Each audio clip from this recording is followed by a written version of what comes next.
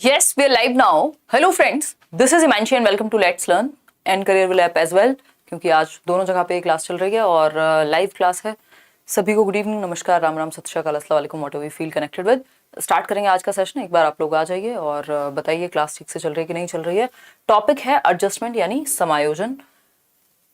Important कहेंगे, directly और indirectly questions पूछे जाते हैं और जरूरी है कि आप बच्चे को समझने के लिए, क्योंकि कई बार सिचुएशनल क्वेश्चंस आ सकते हैं और आपको लगेगा यार ये तो किसी टॉपिक में था ही नहीं, बट वो सिचुएशंस आपको इन थियरीज से डिराइव करनी होती है कि आप वहां तक पहुंच पाए अगर आपने ये बेसिक टॉपिक्स पढ़े हैं. इंपॉर्टेंट है, अच्छा टॉपिक है, वैसे भी लाइफ को समझने के लिए भी बहुत अच्छा है. एजुकेशन में होने पे या एज अ ह्यूमन बीइंग भी आपको ये चीजें पता होनी चाहिए.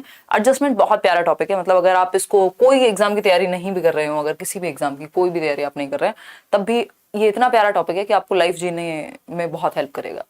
चलिए खैर आते हैं फटाफट से टॉपिक पे, समायोजन यानी एडजस्टमेंट. ठीक, अभी अगर हम बात करें तो एडजस्टमेंट है क्या. एडजस्टमेंट जैसा कि हम सोचते हैं कि भाई एडजस्ट करना है ना, तो क्या है ये एडजस्ट करना. मतलब समायोजन, समायोजन मतलब जो आपकी परिस्थितियां हैं, जो आपकी रियलिटी है, जो आपकी वास्तविकता है, जिन सिनेरियोज में आप रहते हैं उसमें आप एडजस्ट कर पाए या अडेप्ट कर पाए उस चीज को. ठीक है, मतलब जो वेल एडजस्टेड पर्सनैलिटीज होंगी या जो एक व्यक्ति अगर वेल एडजस्टेड है, पूर्ण रूप से समायोजित है अपने सराउंडिंग में, है ना, तो वो क्या होगा, खुश दिखाई देगा. ऐसा आपने देखा होगा ना कई बार, सेम स्ट्रेटा है ना, दो लोग हैं, सेम कमाते हैं, उनमें से कोई एक हो सकता है जिसकी स्थिति थोड़ी सी बेहतर भी हो बट वो ज्यादा दुखी रहता है, ज्यादा फ्रस्ट्रेटेड है. एक व्यक्ति है जो उससे थोड़ा सा कम कमाता है या लगभग सेम ही है और वो ज्यादा खुश है. रीजन क्या हो सकता है, रीजन हो सकता है कि वो वेल एडजस्टेड है, वो अपने जो वास्तविकता है, जो रियलिटी है, जो लाइफ है, जो भी जगहें हैं, सिचुएशंस हैं, उनमें वो वेल एडजस्टेड पर्सनालिटी है. ठीक, तो अगर हम वेल एडजस्टेड होंगे, अगर हम वेल एडजस्टेड पर्सनालिटी हैं, है ना, तो क्या होगा, तो ये होगा कि हम रहेंगे खुश, यानी कि हमारी हैप्पीनेस बेटर होगी, हम ज्यादा पीसफुल होंगे और बहुत सारी चीजें होंगी, हम समाज के लिए एक अच्छा एसेट बन पाएंगे, है ना. नहीं तो फिर अगर हम वेल एडजस्टेड नहीं है, माल एडजस्टेड है, जो दूसरा वर्ड है माल एडजस्टमेंट, यानी कुसमायोजित होना, कि आप अपनी परिस्थितियों से, अपनी सिचुएशंस में क्या है, फिट नहीं बैठते हैं. अब अगर फिट नहीं बैठते हैं तो क्या होगा, आप दुखी रहेंगे, है ना, क्या रहेंगे, फ्रस्ट्रेटेड रहेंगे, एंग्शियस रहेंगे, स्ट्रेसफुल रहेंगे. तो एडजस्टमेंट जो टॉपिक है ये सिखाता है कि क्या वो तरीके हैं, कौन सी वो स्ट्रेटजीज हैं जिनसे आप एडजस्टमेंट की तरफ जा सकते हैं, जिनसे आप समायोजित हो सकते हैं, बजाय कि असमायोजन या कुसमायोजित होने की बजाय, जिसको हम माल एडजस्टमेंट कह रहे हैं. ठीक है, तो हमें अपनाने की कोशिश करनी है इस अप्रोच को, ना कि इस अप्रोच को. ठीक है, हेल्दी तरीका कौन सा है, एडजस्टमेंट. हेल्दी क्या है, एडजस्टमेंट इज हेल्दी. और ये एक तरह से हम कहेंगे जो माल एडजस्टमेंट है वो अनहेल्दी बन जाता है इवेंचुअली, थोड़ा बहुत टाइम के लिए हो या ठीक है, आप कई बार जो लोग परिस्थितियों से परेशान होते हैं वो बदलाव भी लाते हैं, बट इसका मतलब ये नहीं है कि आप डिप्रेसिव हो जाएं उन चीजों को लेकर के. ठीक है, आप एडजस्टेड होकर के भी बदलाव की बात कर सकते हैं, ठीक है, या चेंज ला सकते हैं. तो समझते हैं कि क्या कहता है ये चैप्टर. अपने आप में इंटरेस्टिंग चैप्टर है ना. आ जाओ एक बार फटाफट से डिस्कशन. मैं कमेंट्स आज कंपैरेटिवली कम ही देखूंगी, जो लोग करियर विल ऐप पर भी कमेंट कर रहे हैं और यूट्यूब पर भी कोशिश करूंगी बीच बीच में देखूं, क्योंकि दोनों ही जगह क्लासेस है तो दोनों जगह कमेंट्स लेना थोड़ा सा मुश्किल हो जाता है. चलिए स्टार्ट करते हैं, समझते हैं. ये बेसिकली आप इसको एक डेमो लेक्चर के रूप में ले सकते हैं, डेमो क्लास के रूप में ले सकते हैं, कि जिन लोगों को नहीं पता कि क्लास क्या चलती है, क्या होता है, अगर जो करियर विल पे क्लासेस चल रही हैं, जो यूट्यूब पे क्लासेस चल रही हैं. ये पेडागोजी स्पेशल बैच है, 27 जून यानी आज से शुरू हुआ है, पहली क्लास है आपके लिए. जिन बैचेस में आप लोग पहले से हैं, जिनके लिए टॉपिक कंटिन्यूटी में चला है, वो भी इस चीज को समझेंगे, अभी बात करेंगे उस पर. ठीक है, अगर हम बात करते हैं तो एडमिशंस आपके अभी हो सकता है एक और वीक, क्योंकि आज तक ही था जो डिस्काउंट था आपका फी का, 999 फी थी इसकी, और मतलब है अभी भी, नेक्स्ट 1 वीक तक भी मोस्ट प्रोबेबली एडमिशंस ओपन रहेंगे सेम फी पर. ठीक, चलिए आगे बढ़ते हैं. इसमें पेडागोजी बेसिकली हम डिस्कस करने वाले हैं, है ना. जो लोग भी लास्ट वीडियो में, जो इंट्रोडक्शन वीडियो था, उसमें परेशान हो रहे थे कि इतनी क्लासेस, ये क्लासेस, अभी 66 क्लासेस मैंने चेक की हो चुकी हैं. जो बाकी बैचेस हैं, जो आपका और कोई भी मतलब अगर इशू है तो वो टीम से मेरी बात हो गई है. अगर कुछ भी आपके नोट्स अगर अपडेट नहीं हुए हैं या कुछ भी है, वो सारी चीजें रिजॉल्व हो जाएंगी. उसमें मतलब एज सच कंफ्यूजन है या तो आपका, है ना. चलिए आते हैं फटाफट से. तो ये रजिस्ट्रेशन 20 जून से शुरू हो गए थे और अभी नेक्स्ट 1 वीक तक भी जहां तक है रहेंगे। वैसे तो 27 तक था ही जो डिस्काउंट था। ठीक है, टॉपिक है एडजस्टमेंट, इसको समझते हैं। अच्छा, सिलेबस की हमने बात की थी। आप लोग सोच रहे होंगे हम डेवलपमेंट से क्यों नहीं चल रहे, है ना। चलिए समझते हैं। अगर हम बात करते हैं यहाँ पर सिलेबस में, हमने कई सारी यूनिट्स की बात की हुई है ना। जो भी बड़े बैचेस होते हैं उनमें सिलेबस ये रहता है या हम डिस्कस करते हैं। ठीक है भाई, सीटेट है या कोई स्पेसिफिक किसी स्टेट का टेट है, तो उसमें बहुत सारे टॉपिक ऐसे होते हैं कि जो आपको इतना बड़ा सिलेबस नहीं होता, उसका छोटा सिलेबस होता है ना। बाकी अगर हम प्रॉपर, चाहे वो D2SB की तैयारी करना हो, चाहे वो KVS की तैयारी करना हो, चाहे वो बाकी कोई भी ऐसा एग्जाम है जहाँ पे ज्यादा मार्क्स में पूछी जा रही है पेडागोजी या डेप्थ में पूछी जा रही है, उसके लिए ये बैच हेल्पफुल रहता है। तो हम बेसिकली अभी डिस्कस कर रहे हैं एडजस्टमेंट, जो कि इंक्लूसिव एजुकेशन का पार्ट है ना। या आप इन जनरल भी इसको पढ़ना शुरू कर सकते हैं। अब यहां से अगर हम चल रहे हैं आपके बैच में अगर पहली क्लास है इंक्लूसिव एजुकेशन, तो वो रोटेट होकर के कहाँ आ जाएगी, पहले हम खत्म करेंगे 5th यूनिट, फिर 6th 7th 8th, देन हम 1st यूनिट पे आ जाएंगे। तो ये आप देखेंगे कि आपके बैच में कौन सी क्लास कहाँ पे चल रही है, ये है ना। देखिएगा एक बार वो रोटेशन में, जहां से आपकी जो जिस यूनिट से आपकी शुरुआत हुई है वो रोटेट होकर के आपका बाकी यूनिट्स उसी सीक्वेंस में खत्म हो जाएंगी, तो टेंशन लेनी नहीं है। ठीक है, अगर हम बात करते हैं लर्निंग एंड मोटिवेशन, देन आपका, हाँ, तो ये बहुत ही प्यारा सा टॉपिक है। मतलब ना तो ये ऐसा टॉपिक है कि आपको समझ में ना आए अगर आपने बिल्कुल अभी अभी पढ़ना शुरू किया है ना। एडजस्टमेंट, फिर हम बेसिक बातों पे बात करेंगे कि बैकवर्ड चिल्ड्रन कौन से हैं, क्या हैं, जो आपकी इंक्लूसिव एजुकेशन का चैप्टर है। आज हम एडजस्टमेंट पे बात कर रहे हैं, यानी समायोजन पे बात कर रहे हैं कि आप अपनी सराउंडिंग्स में कैसे समायोजित महसूस करेंगे। ठीक है जी, इतनी बात हमें क्लियर है। कोई दिक्कत परेशानी अगर है तो बताओ, है ना। इरेगुलर अब नहीं चल रहा ना, अभी मैं 1 वीक तक तो कहीं भी क्लास नहीं ली ना, ऐप छोड़ो यहाँ पे भी नहीं हुई क्योंकि मैं थी ही नहीं। ठीक है, डोंट वरी। एडजस्टमेंट यानी समायोजन, बहुत सारी चीजें हैं इसमें डिस्कस करने को। इवन जो डिफेंस मैकेनिज्म्स हैं वो भी यहीं आ जाते हैं, है ना। उनको भी हम यहीं पे डिस्कस कर लेंगे। वैसे जो पर्सनालिटी टॉपिक है उसमें आते हैं डिफेंस मैकेनिज्म।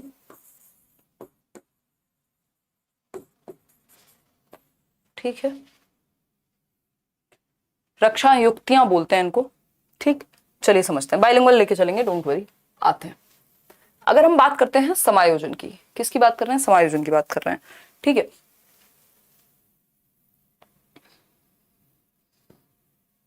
एक मिनट रुकिएगा, आ जाओ पहले सारे। कौन दुखी है, ये कौन व्यक्ति है जो इतना दुखी है?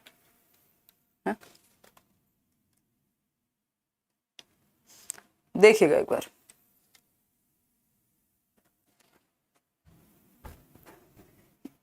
एक मिनट रुकिए।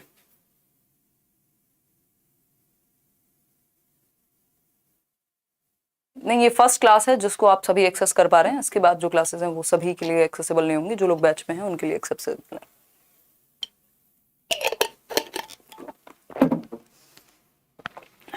चलिए समझते हैं फटाफट से। अगर हम बात कर रहे हैं एडजस्टमेंट की, आप कमेंट्स में पूछ लीजिएगा धीरे धीरे, जो बाकी क्वेरीज हो आपकी, मैं कोशिश करूंगी रिप्लाई करने का। या टीम को कॉल भी कर सकते हैं आप, नंबर गिवन है।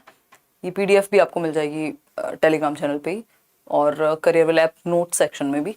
ठीक है, एडजस्टमेंट यानी समायोजन। ठीक है, समायोजन क्या है भाई, स्मिथ के अनुसार, ठीक है, स्मिथ के अनुसार, अकॉर्डिंग टू स्मिथ, अच्छा समायोजन वह है जो यथार्थ पर आधारित तथा संतोष देने वाला हो, है ना। अब एक ना एक तरह से अगर हम देखें तो एडजस्टेड तो हैं ही लोग, है ना, अपनी सिचुएशंस के अनुसार एडजस्टेड तो है, एडजस्टमेंट तो किया ही हुआ है। लेकिन अच्छा समायोजन किसको कहेंगे, वेल एडजस्टमेंट किसको कहेंगे, गुड एडजस्टमेंट किसको कहेंगे?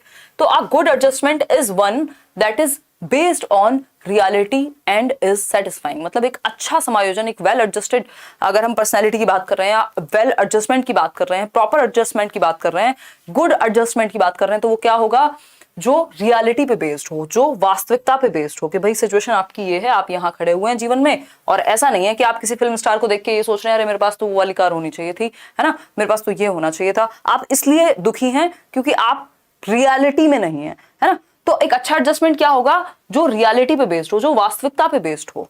ठीक है, दूसरा सेटिस्फाइंग हो, है ना, सेटिस्फाइंग हो, जिससे आपको संतोष मिले, जिससे आपको खुशी मिले। आपको खुशी मिलती है किससे, लोगों से बात करके। आप क्या कर रहे हैं, आप गहने इकट्ठे कर रहे हैं अपने लिए, अब आपको खुशी नहीं मिल रही। क्यों नहीं मिल रही? क्योंकि रियलिटी और सेटिस्फेक्शन दोनों से दूर हैं आप, अपने नेचर या अपनी पर्सनैलिटी के मुताबिक। ठीक है बात, समझते हैं एक बार, फिर से समझते हैं क्या कहा है स्मिथ ने। स्मिथ सेड अच्छा समायोजन वह है जो यथार्थ यानी जो रियलिटी पे बेस्ड हो तथा संतोष देने वाला हो, यानी based on reality and it should be satisfying. ठीक है, डिफेंस की स्पेलिंग कर लेंगे यार, ठीक, डोंट वरी। क्यों दुखी हो जाते हो? हैं स्पेलिंग के नंबर मिलते हैं क्या पेपर में? 4 ऑप्शंस आएंगे, चूज कर लेना। ठीक है, अगर हम बात करें किसकी, होता है कई बार प्रेजेंस ऑफ माइंड कहीं और होता है। ठीक, देखिएगा एक बार, अगर हम बात करें तो स्मिथ क्या कह रहे हैं कि एक अच्छा एडजस्टमेंट वो एडजस्टमेंट है जिसमें एक तो रियलिटी बेस्ड हो, जो सिर्फ 2 पॉइंट्स हैं इन्होंने जो कहे हैं।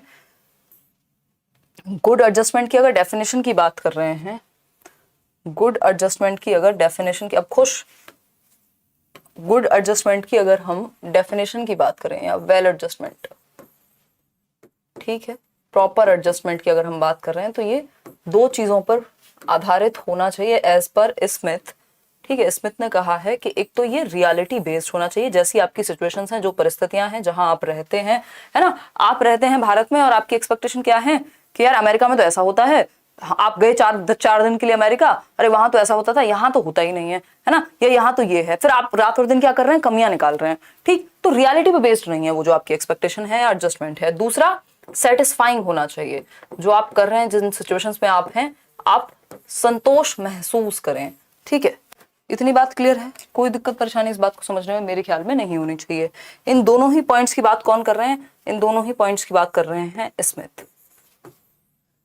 ठीक, बेसिक समझने के लिए, इसमें ऐसा कुछ नहीं है कि आपको टेंशन लेनी है। ठीक, ये ऑल टीच स्कूल आप या तो मेल कर दीजिए या फिर कॉल कर लीजिए टीम को, ठीक है, नंबर्स पे, डोंट वरी। ठीक है, दुर्गांशी अभी और शायद नेक्स्ट 1 वीक तक हो सकता है कि ये जो फी है, मैं कंफर्म नहीं है मुझे ये चीज, बट मैंने टीम को बोला है कि ये 999 ही रहे नेक्स्ट 1 वीक तक, और नहीं तो अगर ये ऑफर हटता है तो फिर 1499 हो जाएगी फी। ठीक, मेरे ख्याल में रहनी चाहिए अभी 1 हफ्ते तक। मेरी जो मैंने मैसेज तो छोड़ा हुआ है, अभी रिप्लाई आया नहीं है उस चीज का। चलिए, मतलब करा देंगे अगर नहीं भी होगी तो। चलिए, अगर हम बात करें समायोजन की, इसमें 2 चीजें, एडजस्टमेंट यानी समायोजित अगर आप हैं तो आप हैप्पी हैं, खुश हैं। माल एडेप्टिव बिहेवियर्स कौन से होंगे? जो कुसमायोजित हैं, है ना, जिसमें आप फ्रस्ट्रेटेड हैं, चिल्ला रहे हैं, दुखी हो रहे हैं, अपनी सिचुएशंस में खुद ही दुखी हैं। ठीक है, अगर हम बात करते हैं, किधर पढ़ाती हैं, करियर ऐप डाउनलोड करके एक बार देखो, नीचे डिस्क्रिप्शन में लिंक होगा। 5 मिलियन डाउनलोड्स हुए आज ही करियर ऐप के, जो कि अपने आप में बहुत ही प्यारी बात है। मतलब एक लर्निंग ऐप जहाँ पे पढ़ाई हो रही है, ना कोई एंटरटेनमेंट चल रहा है, ना कुछ और। चलिए, अगर हम बात करें शेफर की, तो शेफर कहते हैं, ये कुछ डेफिनेशंस हैं। डेफिनेशंस बेसिकली हमें रटनी नहीं है, बट हमें आइडिया हो जाता है या हम बेहतर तरीके से समझ पाते हैं उस बात को। ठीक, शेफर कह रहे हैं adjustment is a process by which living organism maintains a balance between its needs and circumstances, यानी जो आपकी आवश्यकताएं हैं और जो परिस्थितियां हैं, उनके बीच में आप जो संतुलन लेकर के आएंगे, वो क्या कहलाएगा? एडजस्टमेंट कहलाएगा। मतलब जो आपकी आवश्यकता है और जो आपकी सर्कमस्टेंसेस हैं, जो परिस्थितियां हैं, क्योंकि सारी आवश्यकताएं तो परिस्थितियों के अनुसार पूरी होंगी ना। ऐसा तो नहीं हो सकता कि परिस्थितियां कुछ और हैं और आवश्यकताएं कुछ और हैं और सब पूरी हो जा रही हैं। ठीक, तो that inference the satisfaction of these needs, मतलब जो आपके सर्कमस्टेंसेस हैं, जो पूर्ति करते हैं एक तरह से आपकी आवश्यकताओं की, उनके बीच का बैलेंस क्या है? एडजस्टमेंट कहलाएगा। ठीक है बात, कोई दिक्कत नहीं है, इतनी बात क्लियर है? समायोजन वह प्रक्रिया है जिसके द्वारा एक जीवित व्यक्ति अपनी आवश्यकताओं और इन आवश्यकताओं की संतुष्टि को प्रभावित करने वाली परिस्थितियों के बीच संतुलन बनाता है। 2 वर्ड इंपॉर्टेंट हैं, एक तो है आवश्यकता, ठीक, दूसरा क्या है? आवश्यकताओं को संतुष्ट करने वाली परिस्थितियां। तो ये 2 वर्ड इंपॉर्टेंट हो गए। अगेन सेम बात हो गई कि जो आपकी सिचुएशंस हैं और जो नीड्स हैं, उनके बीच में बैलेंस क्रिएट अगर होगा तो आप वेल एडजस्टेड होंगे। हाँ बिल्कुल, D++ के लिए आयुषी काफी हेल्पफुल है ना, क्योंकि कुछ ही पॉइंट्स हैं जो अलग आते हैं, अदरवाइज जो मेन सिलेबस है वो सभी जगह पे कॉमन है। ठीक, आगे बढ़ेंगे। अब इसकी एजुकेशनल इंपॉर्टेंस क्या है, क्यों पढ़ रहे हैं हम ये? समायोजन का शैक्षिक महत्व क्या है? टकराव से बचाता है, यानी कॉन्फ्लिक्ट्स कम होंगे। It helps in avoiding conflicts, टकराव से बचाता है यानी कॉन्फ्लिक्ट कम होंगे। बेवजह की लड़ाइयां, बिना वजह परेशान होना, करना किसी को, है ना। आपने देखा होगा कुछ लोग होते हैं, जरा सा अगर वो रोड पे चल रहे हैं और टच हो जाए बाइक या स्कूटी या गाड़ी या हवाई जहाज जिसमें भी जा रहे हो, ठीक, वो क्या होंगे? आपे से बाहर एकदम, मतलब बिल्कुल वो अपना मेंटल बैलेंस ही खो देते हैं, जैसे पता नहीं दुनिया खत्म हो गई हो, जबकि आप रोड पे चल रहे हैं तो पॉसिबिलिटी है कि आपने चाहे दुनिया की सबसे महंगी कार ली हो, चाहे आपका कुछ भी हो, है ना, वो टच हो सकती है, वहां वो एक्सीडेंट हो सकता है, या फिर मतलब कुछ ना कुछ स्क्रैच आ सकती है, कुछ भी हो सकता है। ठीक, तो ये क्या हुआ कॉन्फ्लिक्ट, मतलब क्या हुआ आपका, आप वेल एडजस्टेड नहीं है, आप वेल एडजस्टेड नहीं। किसी सिचुएशन में ऐसा भी हो सकता है, ऐसा नहीं है कि इंसान भगवान है कि कभी ही उसको गुस्सा ना आए, बट जो जनरली लोग हर बात पे आग बबूला हुए रहते हैं, दैट मीन्स कॉन्फ्लिक्ट यानी टकराव की स्थिति बन रही है। तो अगर आप वेल एडजस्टेड होंगे तो टकराव से बचेंगे, है ना, अपनी एनर्जी सेव करेंगे, सही डायरेक्शन में लगाएंगे। ऐसा नहीं होगा कि हर छोटी बात पे लड़ना शुरू, या हर टाइम फ्रस्ट्रेटेड, सबको बुराई बोल रहे हैं जब मन कर रहा है ना। कुछ लोग होते हैं ना, आपने कमेंट्स में भी देखा होगा, जो कुछ नेगेटिव ही बोलते हैं।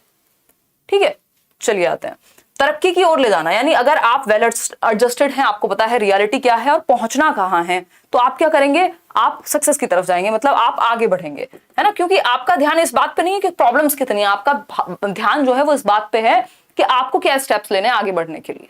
ठीक है, अगर मतलब क्या हुआ इस बात का, अब जैसे जिन लोगों को नहीं पता कि एग्जाम कब आएगा, कुछ लोग होंगे जो अभी भी प्रॉपर अपना टाइम टेबल बना करके 4 घंटे पढ़ रहे होंगे, 5 घंटे पढ़ रहे होंगे, अगर तैयारी हो भी चुकी है तो रिवाइज कर रहे होंगे, और बेहतर मार्क्स कैसे लाएं और एक्स्ट्रा मटेरियल कैसे पढ़ें, क्योंकि ऐसा तो होता नहीं कॉम्पिटेटिव एग्जाम में कि बस सिलेबस इतना ही आएगा। कई बार हम हो सकता है इतना पढ़ रहे हो, कोई चीज बाहर से आ जाए, है ना, फिक्स तो होता नहीं है। तो उस केस में क्या होगा, वो अभी भी पढ़ रहे हैं, 6 घंटे पढ़ रहे हैं, बाकी घंटे अपना मजे करते हैं या कुछ और करते हैं, या जो भी जिम्मेदारियां हैं वो निभाते हैं, ऐसा नहीं है वो। और कुछ लोग ऐसे होंगे दूसरी तरफ जो रो ही रहे होंगे कि यार मम्मी पापा एग्जाम तो आता नहीं है, पता नहीं कब आएगा, मन करता नहीं है पढ़ने का, और इसलिए नहीं होता क्योंकि एग्जाम नहीं आता। तो ये क्या हुआ, ये तरक्की की ओर ले जाने वाली हरकत नहीं है।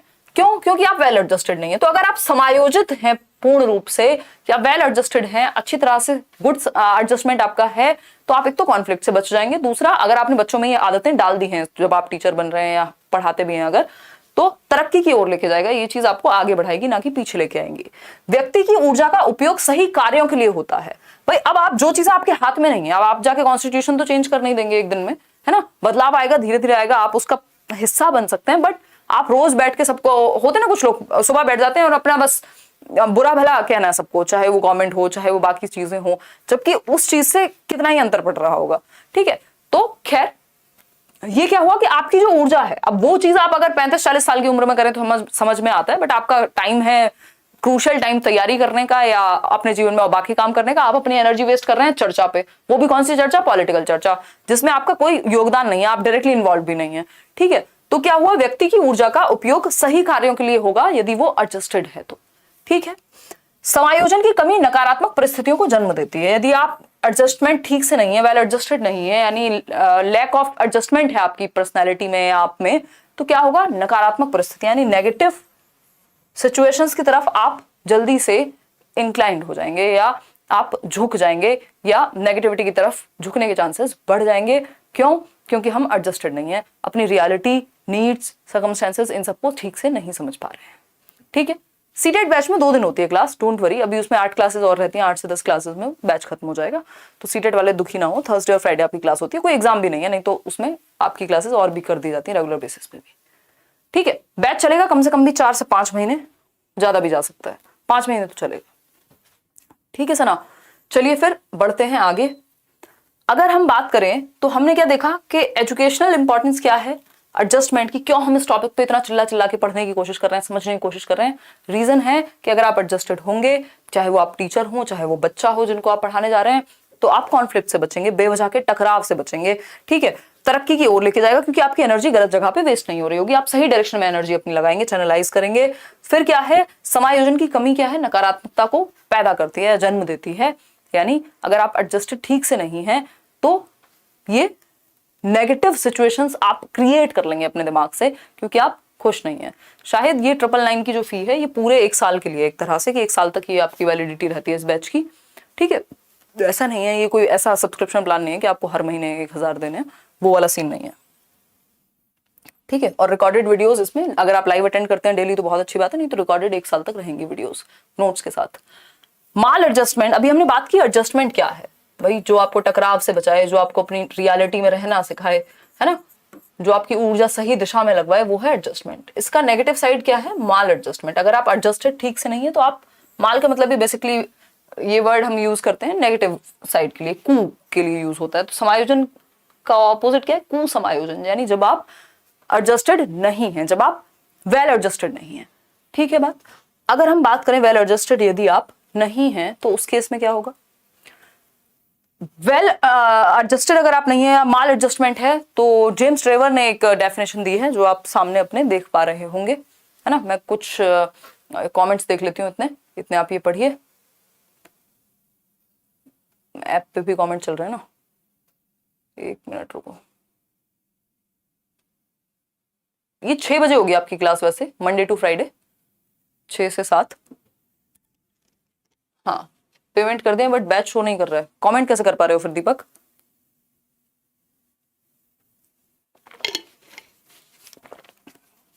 ममता कह रही है आप किसी कमेंट का आंसर नहीं दे रहे।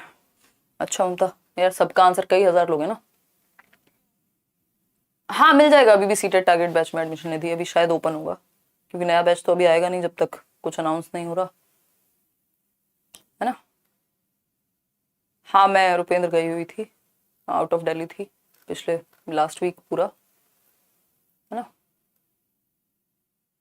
लाइक माल न्यूट्रिशन, राइट राइट वरिशा भाई। जैसे माल न्यूट्रिशन यानी कुपोषण जिसको हम कहते हैं, एक होता है पोषण कि आप प्रॉपर पोषित हैं, आपको खाना ठीक से मिल रहा है, सारे न्यूट्रिएंट्स हैं उस चीज में। माल न्यूट्रिशन है कि आप कुपोषित हैं, आपको जो जरूरी तत्व हैं आपकी डाइट में वो भी नहीं मिल पा रहे। उसी तरह से ये माल एडजस्टमेंट है।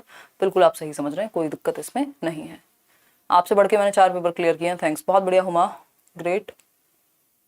अरे बहुत बढ़िया भवानी। चलिए भाई आते हैं वापस से, आते हैं अपने टॉपिक पे। देखिए समझते हैं, अगर हम बात करें, रुक जाओ 2 कमेंट यूट्यूब के भी ले लूं। आज रात वाली क्लास नहीं होगी क्या? हाँ 9:30 वाली नहीं रखेंगे आज, क्योंकि यूट्यूब पे ही चल रही है ये वाली क्लास भी। कल से करेंगे फिर। एक वीडियो है आपकी जो आपको रिकॉर्डेड मिलेगी 9:30 के अराउंड, है ना। ठीक है। और हिंदी अरुण सर पढ़ाते हैं। चलो चलो चलो ठीक है, आ जाइए। अभी सुपर डेट का न्यू बैच अभी तो नहीं आ रहा है, 1 मिनट रुको। ऐप पर क्लास ओपन नहीं हो रही है, सपना एक बार रिफ्रेश करके देखना। अगर हम बात करें, ट्रैफिक ज्यादा होगा। जेम्स ट्रेवर की अगर हम बात करते हैं तो जेम्स ट्रेवर कहते हैं कुसमायोजन किसी व्यक्ति की वह दशा है जो अपने भौतिक, व्यावसायिक तथा सामाजिक पर्यावरण के साथ अनुकूलन नहीं कर पाता है। यानी माल एडजस्टमेंट वो सिचुएशन है एक व्यक्ति की, वो कंडीशन है जब एक व्यक्ति who is unable to adapt with his physical, यानी शारीरिक परिस्थितियां हो सकती हैं भाई, चाहे वो गर्मी हो, कुछ लोग होते हैं ना गर्मी है भाई, गर्मी है तो गर्मी तो लगेगी थोड़ी बहुत तो, ठीक है। तो जो शारीरिक उनकी कंडीशंस हैं, ठीक, या जो वैसे भी हो सकता है, ये बेसिकली ये भौतिक हो गई एक तरह से, फिजिकल में आपका ये शारीरिक भी हो सकता है। जो मैंने एग्जांपल दिया वो भौतिक का था। अगर फिजिकल की बात करें, किसी को मान लीजिए कोई दिक्कत है, तो आपने देखा होगा कुछ लोग, मान लीजिए कोई एक्सीडेंट हो गया, कोई घटना घट गई, वो तब भी जीवन में एक स्पिरिट बना के रखे हुए हैं, है ना। चाहे वो व्हील चेयर से नहीं उठ पा रहे हैं, बट जो भी वो कर सकते हैं वो कर रहे हैं तब भी। दैट मीन्स उन्होंने एडजस्ट कर लिया अपने आप को, उस सिचुएशन में एक्सेप्ट कर लिया, ठीक है। ऑक्यूपेशनल यानी जिस ऑक्यूपेशन में, जिस जगह पे आप काम करते हैं उसके साथ आप खुश हैं कि नहीं है। और सोशल एनवायरनमेंट, ऐसा तो नहीं है कि आप झगड़ते ही रहते हैं लोगों से, ठीक है। तो ये तीनों चीजों में अगर बैलेंस नहीं होगा, अगर आप इनमें ठीक से अडेप्ट नहीं कर पा रहे हैं इनको, तो क्या होगा? कॉन्फ्लिक्ट होगा। कॉन्फ्लिक्ट होगा तो आप माल एडजस्टमेंट की तरफ जाएंगे। दैट मीन्स आप एडजस्ट नहीं कर पा रहे अपनी रियलिटी के साथ, अपनी वास्तविकता के साथ, अपनी सिचुएशंस के साथ, ठीक है जी। बात आगे बढ़े, चलें आगे बढ़े। देखिएगा एक बार, अगर हम बात करते हैं माल एडजस्टमेंट की, तो इसमें सिगमंड फ्रॉइड, जो कि बहुत बड़ा नाम है मनोविज्ञान में अपने आप में, ठीक है। सिगमंड फ्रॉइड क्या कहते हैं समझते हैं। अगर हम बात करें माल एडजस्टमेंट की यानी कुसमायोजन की, तो सिगमंड फ्रॉइड कहते हैं इड, ईगो, इड को इड ही कहते हैं हिंदी में भी, ईगो यानी अहम, सुपर ईगो यानी पराअहम, इन 3 घटकों में होने वाले असंतुलन के परिणाम स्वरूप असामान्यता का उद्भव होता है। यानी जो कॉन्फ्लिक्ट है या कुसमायोजन है, उसका रीजन क्या है? एज पर सिगमंड फ्रॉइड, इड, ईगो और सुपर ईगो में क्या है? कॉन्फ्लिक्ट है, यानी इनमें बैलेंस नहीं है। अभी अपने आप में ही तीनों झगड़ते रहते हैं, इस पे अभी चर्चा करेंगे कि क्या कहानी है। असंतुलन यानी बैलेंस की कमी है इसमें, इड, ईगो और सुपर ईगो में। तो क्या होगा? माल एडजस्टमेंट होगा। इड क्या है? आपकी इच्छाएं, है ना, कि जो आपकी इच्छाएं हैं और जो आपकी वास्तविकता है, जिसको हम ईगो कह रहे हैं, और सुपर ईगो है जो आपकी बेसिकली मॉरलिटी है, जो प्रिंसिपल्स हैं। इन तीनों के बीच में बैलेंस नहीं क्रिएट हो पा रहा। मतलब जो आप चाहते हैं, जो वास्तविकता में है, जो होना चाहिए, इन तीनों में बैलेंस क्रिएट नहीं हो पा रहा, ठीक है। इड मतलब आपकी इच्छाएं, आपका मन है चॉकलेट खानी है ना।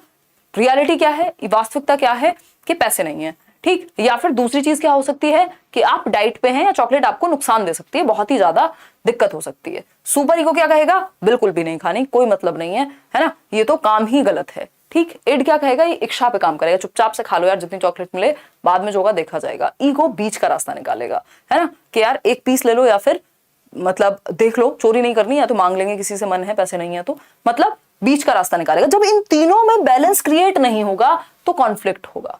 आपकी इच्छाएं, आपकी रियलिटी और आप जो चाहते हैं, यानी आप जो चाहते हैं, जो होना चाहिए और जो है, इन तीनों के बीच में यदि बैलेंस नहीं होगा तो कॉन्फ्लिक्ट क्रिएट होगा, तो कुसमायोजन आएगा, तो द्वंद्व क्रिएट होगा। किसके अनुसार, आपके सिगमंड फ्रॉइड के अनुसार। तो ये तीन घटक हैं हमारी पर्सनैलिटी के, तीन एस्पेक्ट्स हैं, इड, ईगो और सुपर ईगो, ठीक है। इनमें अगर बैलेंस नहीं होगा, माल एडजस्टमेंट की तरफ आपकी पर्सनैलिटी जाएगी, ठीक है। क्लियर है, क्लियर है जी, बिल्कुल प्रियंका, डेली पढ़ेंगे, डोंट वरी। चलिए आगे बढ़ते हैं। अब सिगमंड फ्रॉइड कहते हैं कि यार जितनी भी समस्याएं हैं ना, मतलब यार तो नहीं कहते होंगे वो, ये तो हम आम भाषा में एक दूसरे से बात कर रहे हैं, ठीक है, कि जितनी भी जो समस्याएं हैं ना, उनका कहीं ना कहीं जो कारण है वो मानसिक द्वंद्व है, वो मानसिक कॉन्फ्लिक्ट है, ठीक है। आज नहीं होगी 9:30 पे क्लास, कल से करेंगे। एक वीडियो है आपकी जो आज 9:30 पे आएगी, बट रिकॉर्डेड नहीं होगी आज क्लास, ठीक है, मतलब सॉरी लाइव नहीं होगी आपकी क्लास। चलिए फटाफट से 1 मिनट में कंटिन्यू करेंगे।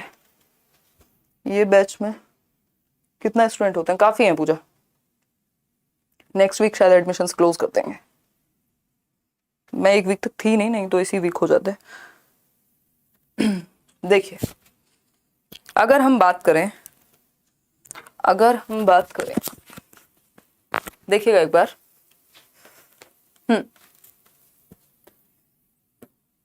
सीटेट वालों के लिए थोड़ा एक्स्ट्रा हो सकता है, बट आजकल सीटेट का एग्जाम में थोड़ा सा परिवर्तन, तो आप पढ़ेंगे तो कोई नुकसान नहीं होगा।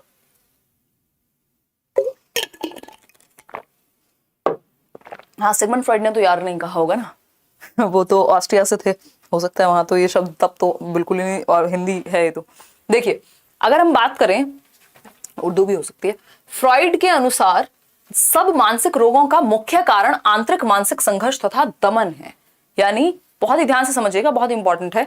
अकॉर्डिंग टू फ्रॉइड, यानी फ्रॉइड के अनुसार, the main cause of all mental illnesses is internal mental conflict and suppression. यानी जो आपका मानसिक द्वंद्व है कि ये नहीं, ये होना चाहिए, किसी ने कुछ कह दिया, आपके दिमाग में चला जा रहा है ना, इसके साथ रहूं कि उसके साथ रहूं, क्या है, मेंटल कॉन्फ्लिक्ट है। दूसरा सप्रेशन।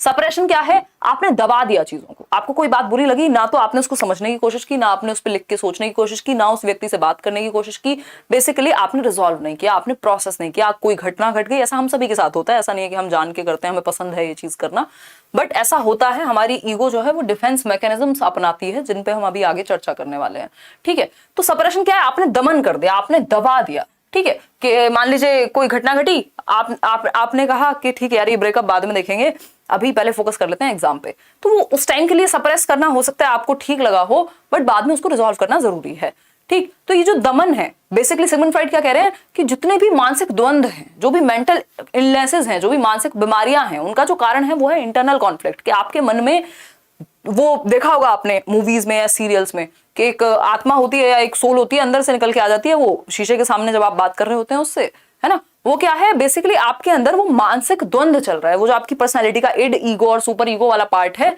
वो वहां कॉन्फ्लिक्ट में है, बैलेंस में नहीं आ पा रहे। जो आप चाहते हैं, जो होना चाहिए और जो है, वो बैलेंस में नहीं है, तो क्या होगा, मेंटल कॉन्फ्लिक्ट होगा।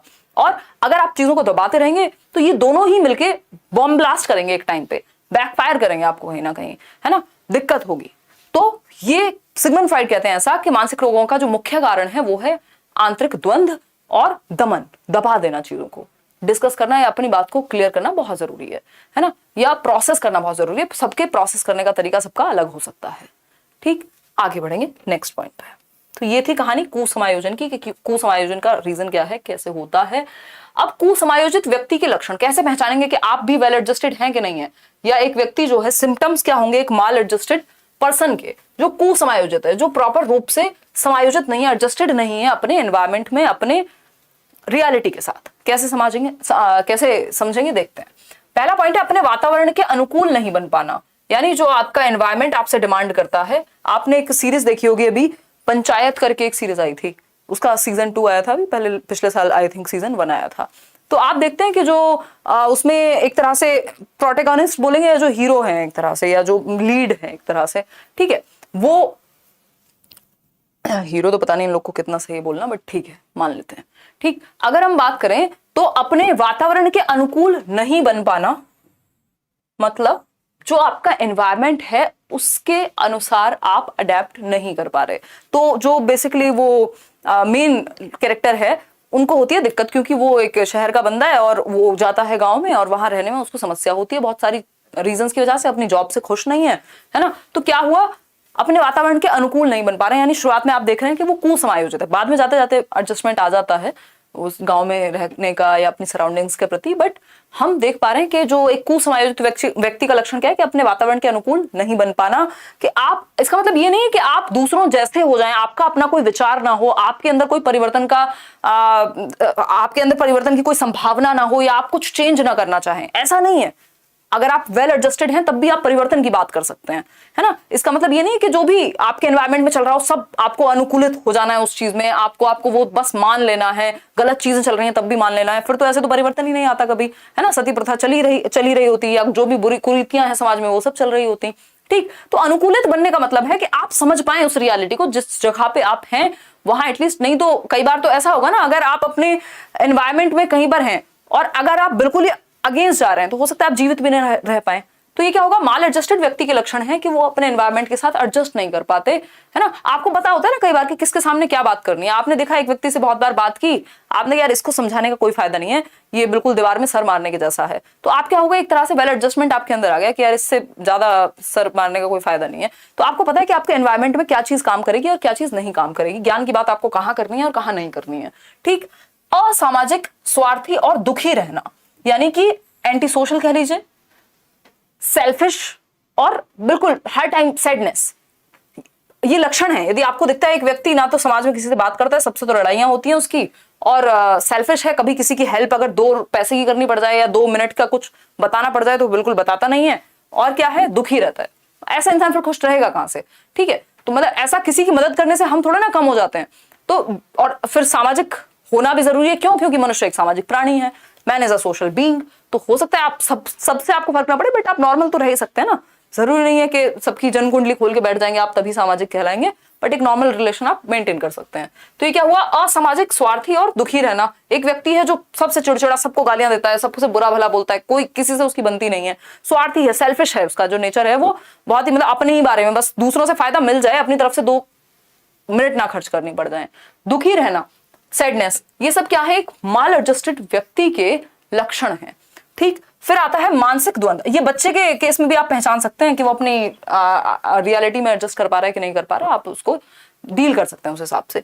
मानसिक द्वंद्व यानी मेंटल कॉन्फ्लिक्ट, कुंठाग्रस्त के फ्रस्ट्रेशन जो है अगर कोई चीज बहुत लंबे समय तक चलती है, तथा तनाव से युक्त होना, स्ट्रेस में दिखेगा आपको, है ना। जो लोग खुश नहीं होते जॉब वगैरह में भी, तो आप देखते हैं कि वहां पे समस्या है। फिर कुछ लोग उस जॉब को छोड़ के हो सकता है कुछ और, याद कीजिए वो राजू रस्तोगी नहीं, दूसरा जो फ्रेंड था 3 इडियट्स में, है ना, जो 3 इडियट मूवी है, जो वो कैमरे वाला बंदा था, तो वो अपने पिताजी को लेक्चर देता है जाके कि कोई बात नहीं, अगर मैं कैमरा पर्सन बनता हूं तो क्या होगा, कम कमा लूंगा, एक छोटी गाड़ी होगी, छोटा घर होगा, बट खुश तो रहूंगा। दैट मीन्स वो क्या है, वो एडजस्ट करने की कोशिश कर रहा है। एडजस्ट का मतलब ये नहीं है कि इसमें उसको वही जॉब कर लेनी चाहिए थी, बट उसको पता था कि वहां माल एडजस्टमेंट आएगा, जो कुंठाग्रस्त वो हो जाएगा एक समय पे, यदि वो करता है जो उसके पिताजी चाहते हैं। ठीक है, तो ये हुई कहानी, एक एग्जाम्पल हमने डिस्कस किया। फिर आती है छोटी सी समस्या उत्पन्न हो जाने पर अपना संतुलन खो देना, यानी बात इतनी सी है बट बैलेंस बिगड़ जाता है, जरा सी बात पे दुनिया खत्म होने की नौबत आ जाती है एक व्यक्ति के लिए। तो ये जो संतुलन खो देने वाली बात है, दैट मीन्स ये किसी एक बात पे नहीं होगा, आपके मन में जब बहुत सारी चीजें चल रही होंगी तब आप छोटी छोटी बात भी आपको बड़ी लगती है, क्योंकि आप वेल एडजस्टेड नहीं है, आप बैलेंस में नहीं है, आप हार्मनी में नहीं है। आपकी जो पर्सनालिटी है, किसी भी रीजन से हो सकता है, आपका फेस खराब हो, आप एक बुरे दौर से गुजर रहे हो, या फिर कुछ घटना घट गई हो, कुछ चीजों को आपने प्रोसेस ना किया हो, सप्रेस कर दिया हो, अगेन जो सिगमंड फ्रॉइड वाली बात थी। फिर आता है घृणा, द्वेष और बदले की भावना रखना, यानी आपके अंदर क्या है, आप हेट्रेड बहुत लंबे समय तक रखते हैं, है ना। कई बार क्या होता है कि हम अपने मन को जितना साफ रखेंगे उससे हमारा ही फायदा है, बाकी लोगों का नहीं है। ठीक, तो ये घृणा, द्वेष, और बदले की भावना कि यार इससे तो बदला लेना है, इसको किसी ने आपके साथ कुछ गलत कर दिया, अब आपको वो जिंदगी भर याद तो रहेगा, ठीक है चलो कोई बात नहीं, बट उसको माफ कर देना सीखना चाहिए हमें, तभी हम प्रॉपर जी पाएंगे, है ना। ऐसा मेरे जीवन में मैंने पर्सनली एक्सपीरियंस किया है कि मैं जाने देती हूँ लोगों को, मतलब जो बुरा भी लगे, अगर कुछ बात लग गई है ठीक है यार छोड़ो ना, आप अपना समय उस चीज में वेस्ट करोगे कि किसी को जवाब देना है, आप अपना काम कीजिए, जवाब अपने आप मिलेगा, ठीक है। तो वो द्वेष की भावना, और फिर इंसान को इंसान की तरह देखना, किसी को अगर समस्या है जो इंसान मुझे नहीं भी पसंद, तब भी उसकी समस्या में मैं दुखी हो सकती हूँ, है ना। तो इसका मतलब ये नहीं हुआ कि हम खुश हों किसी की समस्या को देख के, किसी की परेशानी को देख के। तो ये जो घृणा का भाव है, द्वेष का भाव है, बदले की भावना है, ये सब अगर आपको लगता है कि एक व्यक्ति बहुत ज्यादा रखता है तो कह सकते हैं कि वो माल एडजस्टेड है, ठीक है। आगे बढ़ते हैं। तो ये थे लक्षण एक माल एडजस्टेड व्यक्ति के, या बच्चे के भी आप पहचान सकते हैं। तो आपको ये चीजें ध्यान रखनी है अपनी पेडागोजी में कि आप बच्चों को उस तरह से समझाएं कि ये सब चीजें क्रिएट ना हो, आपकी वजह से एक बच्चा माल एडजस्टमेंट की तरफ ना जाए, ठीक है जी। बात आगे बढ़े। देखिए नेक्स्ट क्या है यहाँ पे, नेक्स्ट है कॉजेज ऑफ माल एडजस्टमेंट, यानी कुसमायोजन के कारण। कुसमायोजन के कारण क्या हो सकते हैं? अभी हमने क्या समझा कि कुसमायोजित व्यक्ति कौन हो सकता है, कुसमायोजन में क्या क्या चीजें हो सकती हैं, कैसे हम पहचान सकते हैं, ठीक है। अगर हम बात करते हैं, नया बैच स्टार्ट हुआ है, आज पहली क्लास है, ठीक है। अगर हम नए बैच की बात करें, जिन बैचेस में चल रही है उनमें रोटेशन में चल के घूम के आएगी। फिजिकल इसके कारण कुसमायोजन यानी माल एडजस्टमेंट के, तो कुछ भौतिक कारण हो सकते हैं। फिजिकल का मतलब यहाँ ये नहीं है कि शारीरिक ही हो, शारीरिक समस्याएं भी हो सकती हैं, भौतिक कारण हो सकते हैं। सोशियो कल्चरल रीजंस हो सकते हैं, यानी सामाजिक सांस्कृतिक कारक हो सकते हैं, सामाजिक सांस्कृतिक कारक, ठीक है। फिर आता है साइकोलॉजिकल यानी मनोवैज्ञानिक कारक, आपके ब्रेकअप टाइप्स, और कोई घटना घट जाना जीवन में, किसी लव्ड वन का लॉस, है ना, मनोवैज्ञानिक कारक। तो ये तीन मुख्य कारक हो सकते हैं किसके, माल एडजस्टमेंट के, यानी कुसमायोजन के। भौतिक कारण क्या हो सकता है, भाई खाने को रोटी नहीं है, कहाँ से समायोजन की बात करेंगे, है ना। एक दिन मिलती है, दूसरा पता नहीं है कि क्या करेंगे, कहाँ जाएंगे, क्या होगा, तो माल एडजस्टमेंट आएगा ही आएगा ऐसी सिचुएशन में, ठीक है। फिर है सोशियो कल्चरल कारक यानी फैक्टर्स, सामाजिक सांस्कृतिक कारक, है ना। समाज में बहिष्कृत कर दिया गया हो किसी रीजन से, या फिर आपको कोई चीज समाज में एक्सेप्टेबल ही नहीं है जो आप करना चाहते हैं, है ना, तो आपको वो चीज दिक्कत देगी। कुछ ऐसे रीतियां हो सकती हैं, कुछ ऐसे नॉर्म्स हो सकते हैं जिनसे आपको समस्या होती हो और आप एडजस्ट नहीं कर पा रहे हैं, तो भी माल एडजस्टमेंट की तरफ कहानी जा सकती है, ठीक। फिर आती है बात साइकोलॉजिकल यानी मनोवैज्ञानिक। कोई दुख है आपके जीवन में किसी भी तरह का, चाहे वो ब्रेकअप हो, चाहे वो किसी का लॉस हो, चाहे मन में ही आपने एक नेगेटिव कहानी बनानी शुरू कर दी है, आप पॉजिटिव साइड देख ही नहीं पाते हैं चीजों की, तो ये साइकोलॉजिकल होते हैं। तो ये कॉजेज हो सकते हैं माल एडजस्टमेंट के, जिनको हम तीन कैटेगरी में डिवाइड कर सकते हैं। पहला फिजिकल यानी भौतिक कारक, जो भी चाहे वो जलवायु हो आपकी, चाहे वो आसपास खाना पीना, जो भी बेसिक चीजें हैं जो आपकी फिजिकल नीड से संबंधित हो सकते हैं। फिर आता है आपका सोशियो कल्चरल एस्पेक्ट्स या फिर कारक यानी फैक्टर्स। समाज और संस्कृति में कुछ ऐसी चीजें हो सकती हैं जिनसे आपको समस्या रहती हो, जिनके साथ आप एडजस्ट नहीं कर पा रहे हैं, जिनमें बदलाव की आवश्यकता है, और ऐसा हो सकता है कि उनमें सच में बदलाव की आवश्यकता हो, है ना। अब अगर हम ये कहें कि भाई लड़कियों को कोई दिक्कत नहीं होनी चाहिए रात के 2 बजे भी घूमने में या निकलने में, बाहर सेफ्टी होनी चाहिए, है ना, तो अब इसमें क्या गलत है जी? गलत तो इसमें कुछ नहीं है, बट आज की रियलिटी क्या है कि हो सकता है ये बदलाव 200 साल बाद आए, हो सकता है ये बदलाव 100 साल बाद आए, हो सकता है ये बदलाव 20 साल बाद आए, हो सकता है बड़े शहरों में आज भी आ गया हो, है ना।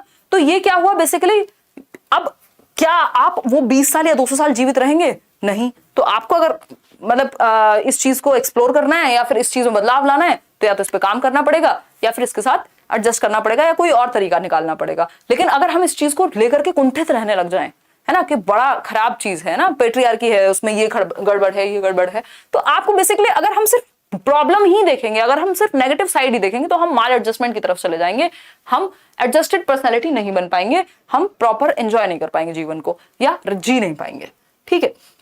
चलिए खैर, ये हुए 3 कारक, आगे बढ़ते हैं।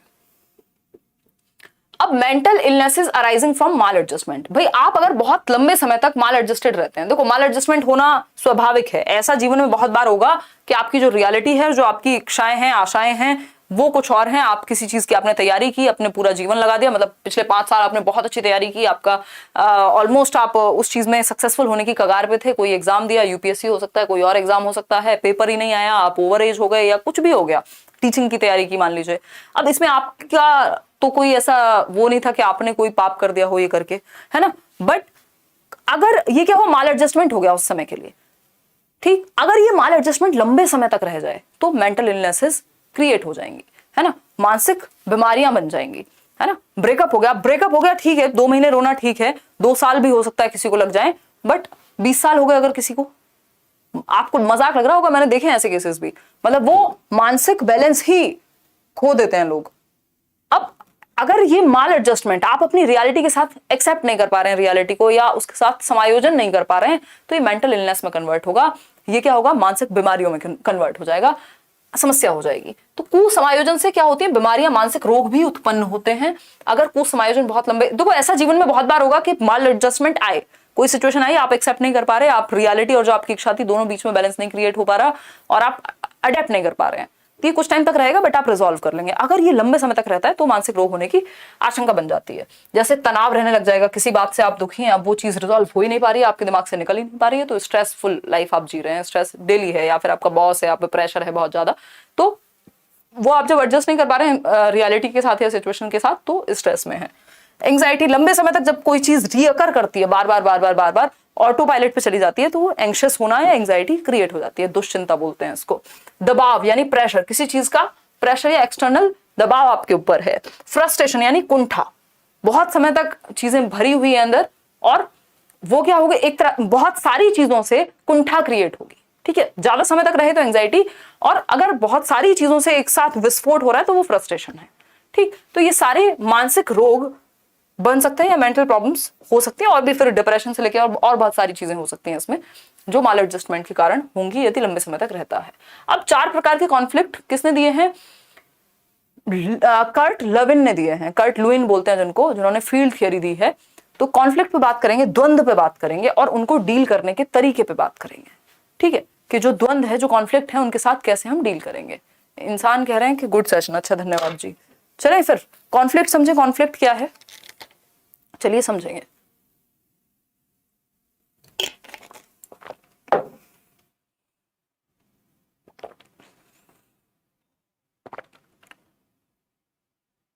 चलिए आते हैं, अगर हम बात करें यहाँ पे दुविधा की या कॉन्फ्लिक्ट की, कॉन्फ्लिक्ट है संघर्ष एक तरह से, या द्वंद्व कह सकते हैं हम नॉर्मल भाषा में, तो हम टाइप्स ऑफ कॉन्फ्लिक्ट की बात करेंगे कि कितने टाइप कॉन्फ्लिक्ट के हो सकते हैं, फिर उनको डील करने के क्या तरीके हो सकते हैं, एडजस्टमेंट के क्या तरीके हो सकते हैं, इन सब पे एक एक करके बात करेंगे, ठीक है।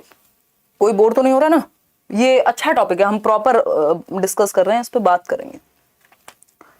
आज खाना नहीं मिला है इसलिए गुस्से में दिख रही हैं, मैम को आज खाना नहीं मिला है। अरे नहीं यार गिल्लू, एक्चुअली चक्कर क्या है ना कि ये डिस्कशन जरूरी है। अगर मैं कमेंट्स क्या होते हैं, कई बार भटका देते हैं, या डिस्कशन में क्या होता है, बाधा बन जाते हैं, तो फोकस जो है वो पूरा इसी चीज पे है। थोड़ा सा टायर्डनेस भी है, बाकी तो सब बढ़िया है ना। खाने वाने की कोई बात नहीं, भगवान की दुआ से, आपकी कृपा है, खाना टाइम पे मिल जाता है ना, खाने की ऐसी कोई दिक्कत नहीं है।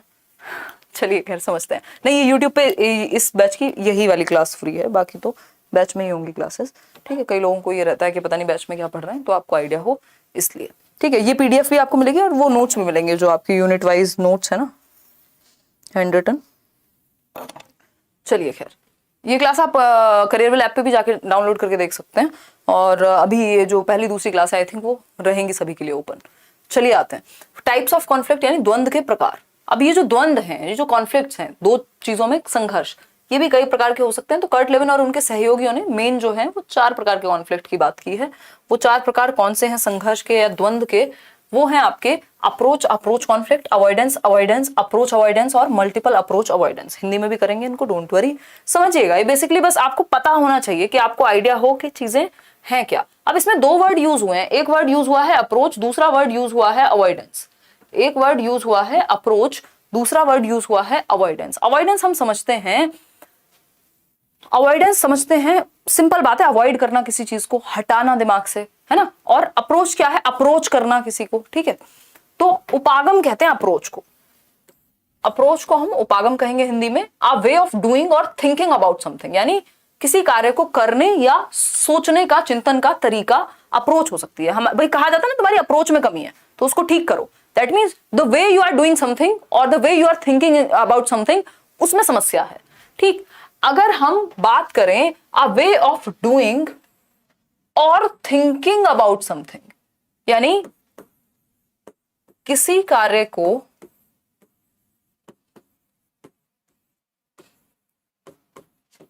करने या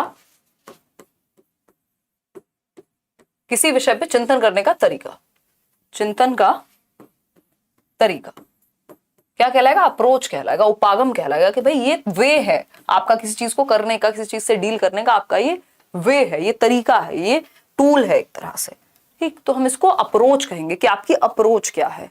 ठीक है, अवॉइडेंस है जब आप बचना चाह रहे हैं किसी चीज से, इस चीज में आप किसी चीज को अप्रोच करना चाह रहे हैं, आप करने का तरीका ढूंढ रहे हैं, सोचने का तरीका ढूंढ रहे हैं, ये वे हो सकता है। और अवॉइडेंस है आपका बचना एक तरह से। अवॉइडेंस यानी बचाव, ये क्या है भाई? एन एक्ट और प्रैक्टिस ऑफ अवॉइडिंग और विदड्रॉइंग फ्रॉम समथिंग, यानी आप कोई एक कार्य कर रहे हैं या प्रैक्टिस कर रहे हैं किसी चीज से बचने की, बचाव की, या फिर उस चीज से निकलने की, विदड्रॉल की। विदड्रॉल क्या है कि आपको अटेंड ही नहीं करना, आपको इन्वॉल्व ही नहीं होना उस चीज से, आप हट ही गए, तो वो है अवॉइडेंस। मतलब आप चाहते हैं कि उस चीज से बच जाएं, उसमें आपको इन्वॉल्व ना होना पड़े। राइट, हाँ, टाइम 6 बजे हो जाएगा, डोंट वरी, कल से ही टाइम 6 बजे होगा। ठीक है, चलिए खैर इतनी बात आज की। पेडागॉजी अभ्यास वाली सीरीज बिल्कुल चलेगी यार, क्यों नहीं चलेगी, कल से चलेगी यूट्यूब पे। आज तो ये वाली ही क्लास हो रही है तो इसी को रखते हैं। ठीक, इतनी बात क्लियर है, समझते हैं। चलिए क्या कहानी है समझेंगे। अगर हम बात करें, अवॉइडेंस और अप्रोच हमने समझ लिया, उपागम, उपागम, द्वंद्व, यानी अप्रोच, अप्रोच, ये पहला टाइप है। 4 प्रकार हैं जो हम पढ़ने वाले हैं यहाँ पे। अप्रोच, अप्रोच, कॉन्फ्लिक्ट, उपागम, उपागम, द्वंद्व। यानी अप्रोच मतलब वे ऑफ डूइंग समथिंग, यानी करना चाहते हैं आप किसी चीज को। ठीक है, ये भी वे है, यानी दोनों ही पॉजिटिव हैं कि ये भी ऑप्शन अच्छा है, ये भी ऑप्शन अच्छा है, दोनों में से कुछ भी चूज कर लो, आप खुश हैं। ठीक, अगर हम बात करें तो लीस्ट स्ट्रेसफुल, ये जो आपका 4 प्रकार के कॉन्फ्लिक्ट थे ना, उसमें से सबसे कम जो स्ट्रेसफुल है वो यही है, यानी सबसे इजी है वो यही है। भाई 2 टी-शर्ट पहननी है, कोई भी पहन लो, दोनों ही अच्छी हैं, आपके पसंद की हैं। ठीक, तो कोई स्ट्रेस नहीं है, दोनों में से कुछ एक चूज करना है, दोनों ही पॉजिटिव हैं, अप्रोच करना चाहते हैं आप दोनों को आप करके देखना चाहते हैं। ठीक, तो लीस्ट स्ट्रेसफुल है। भाई पेन है, 2 पेन है, एक ये पेन है, एक ये पेन है, दोनों सेम ही चलते हैं, कलर में अंतर है, एक जैसे ही है, कोई भी चूज कर लो फटाफट से। क्या है? अप्रोच, अप्रोच, दोनों ही बढ़िया, नुकसान किसी में नहीं होगा। ऐसा नहीं है कि आप किसी को नहीं चाहते हैं, दोनों ही अच्छे लगेंगे आपको। ठीक, तो उस केस में क्या है? अप्रोच, अप्रोच वाला केस है। ठीक, फिर आता है each of the choices are positive, यानी दोनों ही चॉइस जो है वो पॉजिटिव है, कोई नुकसान नहीं है। चाहे चॉकलेट मंच खा लो, चाहे 5 स्टार, आपको दोनों ही पसंद है, तो दोनों में से कोई भी उठा ली और चूज कर ली। ठीक है, तो ये क्या हुआ? पॉजिटिव। दोनों ही चॉइसेस जो हैं वो पॉजिटिव हैं, या जितनी भी चॉइसेस हैं वो सब पॉजिटिव हैं। Each of the choices usually resolved by making a decision. अब इस कॉन्फ्लिक्ट कितनी देर का है? जब तक आप चूज नहीं कर रहे हैं। जैसे आपने चूज कर लिया, कॉन्फ्लिक्ट खत्म, क्योंकि दोनों पॉजिटिव थे। भाई दोनों पेन में से जो भी ले लिया, बात खत्म हो गई। अब थोड़ा ना सोचते रहोगे नहीं वो वाला चाहिए था, ये वाला चाहिए था। तो आपने क्या किया? रिजॉल्व कर लिया इसको एक डिसीजन लेकर के। तो इसको कहते हैं अप्रोच, अप्रोच कॉन्फ्लिक्ट, यानी उपागम, उपागम, द्वंद्व। ठीक है, देखिए इसमें सिंपल ये हो सकता है, भाई 2 टी-शर्ट हैं और आपको उठा करके पहन लेनी है, दोनों में कोई नुकसान तो होगा नहीं, टी-शर्ट्स ही हैं दोनों, है ना, पहन के जाना है। आप ही ने कपड़े लेके आए होगे, आप अपने लिए, तो पसंद ही होगा तभी लाए होगे। ठीक, तो दोनों चीजें, दोनों में से कुछ भी चूज किया, अप्रोच, अप्रोच, कॉन्फ्लिक्ट हो गया। जैसे आपने डिसीजन लिया, कॉन्फ्लिक्ट खत्म, क्योंकि दोनों ही पॉजिटिव थे। तो अप्रोच, अप्रोच में क्या होता है? दोनों ही जो चॉइसेस हैं, या जो भी ईच चॉइस क्या है वो पॉजिटिव है, ईच चॉइस इज पॉजिटिव। ठीक है, दोनों ही पॉजिटिव है। ठीक है, भाई आपको शादी करनी थी, अरेंज मैरिज में 2 रिश्ते आए और दोनों सेम पोस्ट पे हैं, सेम जैसी ही ऑलमोस्ट स्थिति है, फैमिली में भी कोई ज्यादा खास अंतर नहीं है, आपको जो ठीक लगा आपने चूज कर लिया, कोई दिक्कत नहीं हुई। अब यही चीज अगर लव मैरिज में होती तो हो सकता है कि मतलब चाहे आपको अरेंज मैरिज में कितना भी कुछ भी अच्छा दिख रहा होता, फिर भी आपको कॉन्फ्लिक्ट रहता कि यार चूज तो इसी को करना है। तो यहाँ तो दोनों ही पॉजिटिव हैं, दोनों में से कुछ भी चूज कर लिया आपने। ठीक है, तो यहाँ पे समस्या नहीं होगी। आगे बढ़ते हैं, ये हुआ अप्रोच, अप्रोच, कॉन्फ्लिक्ट। भाई 2 सब्जेक्ट हैं, बच्चे के फेवरेट हैं दोनों ही, कोई सा भी पढ़ा दीजिए, कोई भी चैप्टर दोनों में से, दोनों में खुश हो जाएगा वो। ठीक है, अवॉइडेंस, अवॉइडेंस कॉन्फ्लिक्ट क्या है अब देखते हैं। अब यहां से ये थोड़ा सा और खतरनाक बनना शुरू हुआ कि अवॉइडेंस, अवॉइडेंस दोनों को ही आप अवॉइड करना चाहते हैं, दोनों ही नेगेटिव हैं आपके लिए, और फिर भी दोनों में से एक तो चूज करना पड़ेगा, तो कॉन्फ्लिक्ट क्रिएट हो गया दिमाग में। भाई ना तो ये पसंद है ना ये पसंद है, आपको तो अरेंज मैरिज करनी ही नहीं थी। ठीक है, नहीं, थर्ड बैच अभी चलेगा, डोंट वरी दीपिका, वो जो भी टॉपिक्स आपके बचे हुए हैं वो कंप्लीट होंगे। अवॉइडेंस सारे बैचेस ऐसे ही चलेंगे जैसे चल रहे थे। परिहार द्वंद्व कहेंगे इसको, मोर स्ट्रेसफुल, इसमें स्ट्रेस ज्यादा है क्योंकि दोनों ही जितनी भी चॉइसेस हैं आप उनमें से उनको लेना नहीं चाहते, है ना, वो आपको पसंद नहीं है। नीदर चॉइसेस पॉजिटिव, ये पेपर में पूछा जाता है, हल्के मत लेना इसको, पूछा जा चुका है, रीट में भी और भी एक दो जगह पे पूछा जा चुका है, ठीक। तो मोर स्ट्रेसफुल यानी ज्यादा यहाँ पे स्ट्रेस क्रिएट हो सकता है। नीदर चॉइसेस पॉजिटिव, दोनों में से कोई पॉजिटिव नहीं है, जो भी या जितनी भी चॉइसेस हैं उनमें से कोई कुछ भी पॉजिटिव नहीं है। Resolve by making a decision, again आपको डिसीजन तो एक लेना पड़ेगा कि भाई या तो दोनों को ही नहीं चूज कर रहे हो या कोई एक चूज कर लिया, आपने डिसीजन लिया तो आपने रिजॉल्व कर दिया इस प्रॉब्लम को, ठीक है। तो दो चॉइसेस थी और दोनों में से दोनों ही नेगेटिव हैं। अब द्वंद तो है, स्ट्रेसफुल सिचुएशन है क्योंकि आप दोनों में से कुछ भी नहीं चाहते, ना तो आपको मैथ्स पढ़ना है और ना आपको साइंस पढ़नी है ना, बट दोनों में से कुछ चूज करना है। तो इस केस में आपको एक डिसीजन लेके रिजॉल्व करना पड़ेगा इस प्रॉब्लम को, सिंपल बात है। आगे बढ़ेंगे, नेक्स्ट क्या है भाई, नेक्स्ट है अप्रोच अवॉइडेंस कॉन्फ्लिक्ट, यानी कि अप्रोच अवॉइडेंस कॉन्फ्लिक्ट क्या है, उपागम परिहार द्वंद्व। एक तरफ है अप्रोच, मतलब मान लो कि पॉजिटिव है जिसको आप करना चाह रहे हैं, अवॉइडेंस मतलब आप अवॉइड कर रहे हैं यानी नेगेटिव है, ठीक है, यानी नेगेटिव है। अगर हम बात करते हैं यहाँ पे किस चीज की, उपागम परिहार द्वंद्व की, occurs when a choice has both positive and negative aspects. अब आपके सामने एक ये चॉइस है, एक ये चॉइस है ना, इधर मैथ्स है और इधर साइंस है, ठीक है। मैथ्स लेने के अपने फायदे हैं, या फिर अगर हम कहें आपको मेडिकल चूज करना है उसके अपने फायदे हैं, इंजीनियरिंग चूज करना है उसके अपने फायदे हैं। तो दोनों ही चॉइसेस के क्या है, अपने फायदे और नुकसान हैं। इसके भी कुछ पॉजिटिव और नेगेटिव हैं और इधर इसके भी कुछ पॉजिटिव और नेगेटिव हैं, ठीक है। तो अब इस सिचुएशन में क्या होगा, आपकी एक चीज होगी जिसको आप कुछ रीजंस की वजह से इसको चूज करना चाह रहे होंगे, कुछ की वजह से छोड़ना चाह रहे होंगे, है ना। इसमें भी क्या हुआ, कुछ रीजंस ऐसे हैं जिनकी वजह से आप चूज करना चाह रहे हैं साइंस को, कुछ रीजंस ऐसे होंगे जिनकी वजह से आप चूज नहीं करना चाह रहे हैं, छोड़ना चाह रहे हैं। यानी एक ही चॉइस में अप्रोच भी है और अवॉइडेंस भी है, यानी आप उसको करना भी चाहते हैं और नहीं भी करना चाहते हैं। समझ पा रहे हैं बात को। तो क्या होगा भाई, अप्रोच अवॉइडेंस में, उपागम परिहार में क्या होगा, कॉन्फ्लिक्ट क्रिएट होगा, है ना, क्योंकि आपको पॉजिटिव और नेगेटिव दोनों एस्पेक्ट दिख रहे हैं एक सिचुएशन के, ठीक। तो ये अप्रोच अवॉइडेंस हो गया। अप्रोच को यहाँ पॉजिटिव मानिएगा, अवॉइडेंस को यहाँ नेगेटिव मानिएगा, तो आप समझ जाएंगे कि कहानी चल क्या रही है पेपर में, ठीक है। बात इतनी बात क्लियर है, कोई दिक्कत नहीं है। नहीं, आज बिल्कुल छुट्टी है, 9:30, मजे कीजिए, यही वीडियो दोबारा देखिए, टॉपिक अच्छा है, समझिए इसको, नोट डाउन कीजिए, या फिर पीडीएफ आप करियर के नोट सेक्शन जाकर डाउनलोड कर सकते हैं, जिन्होंने बैच नहीं भी लिया वो भी, क्योंकि शुरुआत के जो 1-2 सेशन या वो होते हैं वो सभी के लिए एक्सेसिबल होते हैं।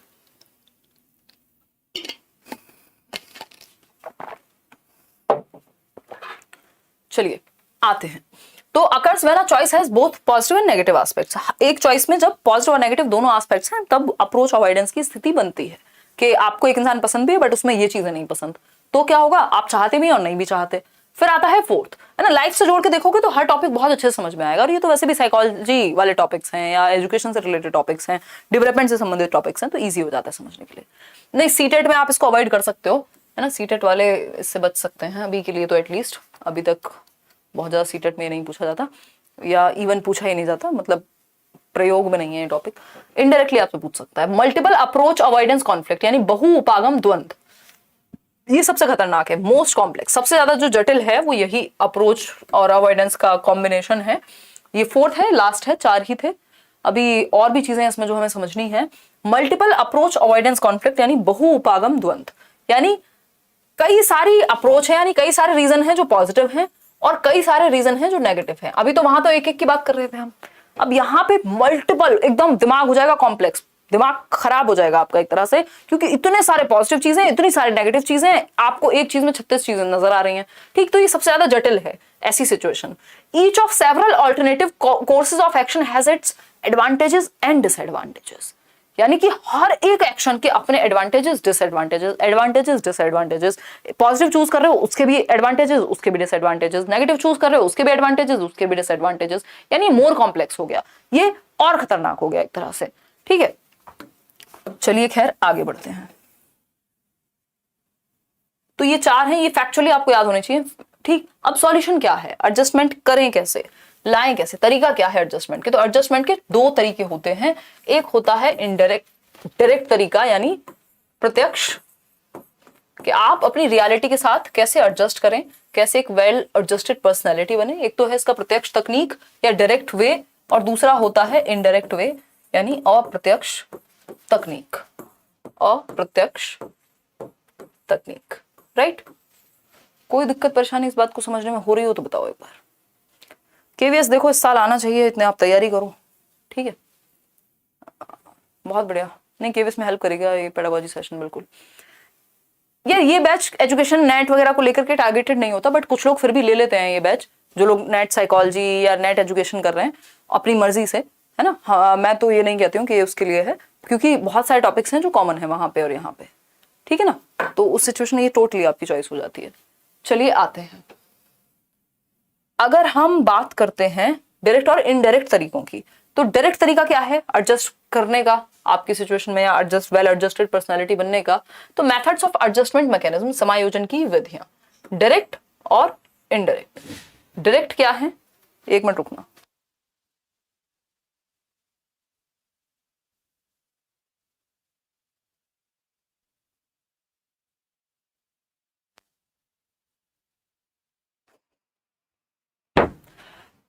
अगर हम बात कर रहे थे कि भाई एक है डायरेक्ट तरीका, यानी प्रत्यक्ष या समस्या समाधान विधियां, इनको डायरेक्ट वेज और प्रॉब्लम सॉल्विंग मेथड्स कहते हैं। प्रॉब्लम सॉल्विंग कब होती है, जब हम डायरेक्टली किसी चीज को अप्रोच करते हैं कि भाई ये समस्या है, अच्छा इसको सॉल्व करते हैं, तो या तो डायरेक्ट तरीका कह लीजिए या प्रॉब्लम सॉल्विंग स्ट्रेटजीज या मेथड्स कह लीजिए। दूसरा है इनडायरेक्ट और डिफेंस ओरिएंटेड मैकेनिज्म्स, यानी अप्रत्यक्ष या फिर बचाव केंद्रित युक्तियां, डिफेंस ओरिएंटेड मेथड्स। देखिएगा ये आप लोगों ने कुछ तो गड़बड़ की है इसमें, एक मिनट रुकना। खैर चलिए समझते हैं फटाफट से। अगर हम बात करते हैं डिफेंस ओरिएंटेड मेथड्स की, हाँ, डिफेंस ओरिएंटेड मेथड्स कौन से हैं, जो अपने आप को बचाव के लिए हमारा दिमाग, हमारा ईगो, हमारा अहम यूज करता है ताकि हम अपना मेंटल बैलेंस ना खो दें, हम मानसिक रूप से ग्रस्त ना हो जाएं, बीमार ना हो जाएं, इसलिए बेसिकली, या फिर बीमार भी छोटा शब्द होगा, हम अपना आपा ना खो दें, एक तरह से हम एक लाइन क्रॉस ना कर जाएं, हम बिल्कुल खराब स्थिति में ना चले जाएं मेंटली, है ना। और हमारा दिमाग हमें बचाने के लिए डिफेंस ओरिएंटेड मेथड्स या इनडायरेक्ट वेज अपनाता है जब हम डायरेक्ट तरीके यूज नहीं कर पाते। चलिए समझते हैं दोनों, कोई बहुत मजेदार टॉपिक है। डायरेक्ट और प्रॉब्लम सॉल्विंग मेथड्स कौन से हो सकते हैं एडजस्टमेंट के, यानी आपको समायोजन करना है अपनी परिस्थितियों के अनुसार, तो डायरेक्ट यानी प्रत्यक्ष तरीके या समस्या समाधान आप डायरेक्ट करेंगे, तो उसमें आप, ये हेल्दी तरीके हैं, ये एक तरह से हेल्दी तरीके हैं जिनमें आप डायरेक्टली किसी समस्या का समाधान कर रहे हैं। जो डायरेक्ट वेज हैं वो हेल्दी हैं, जो डिफेंस मैकेनिज्म है वो उस उतने हद तक हेल्दी नहीं है।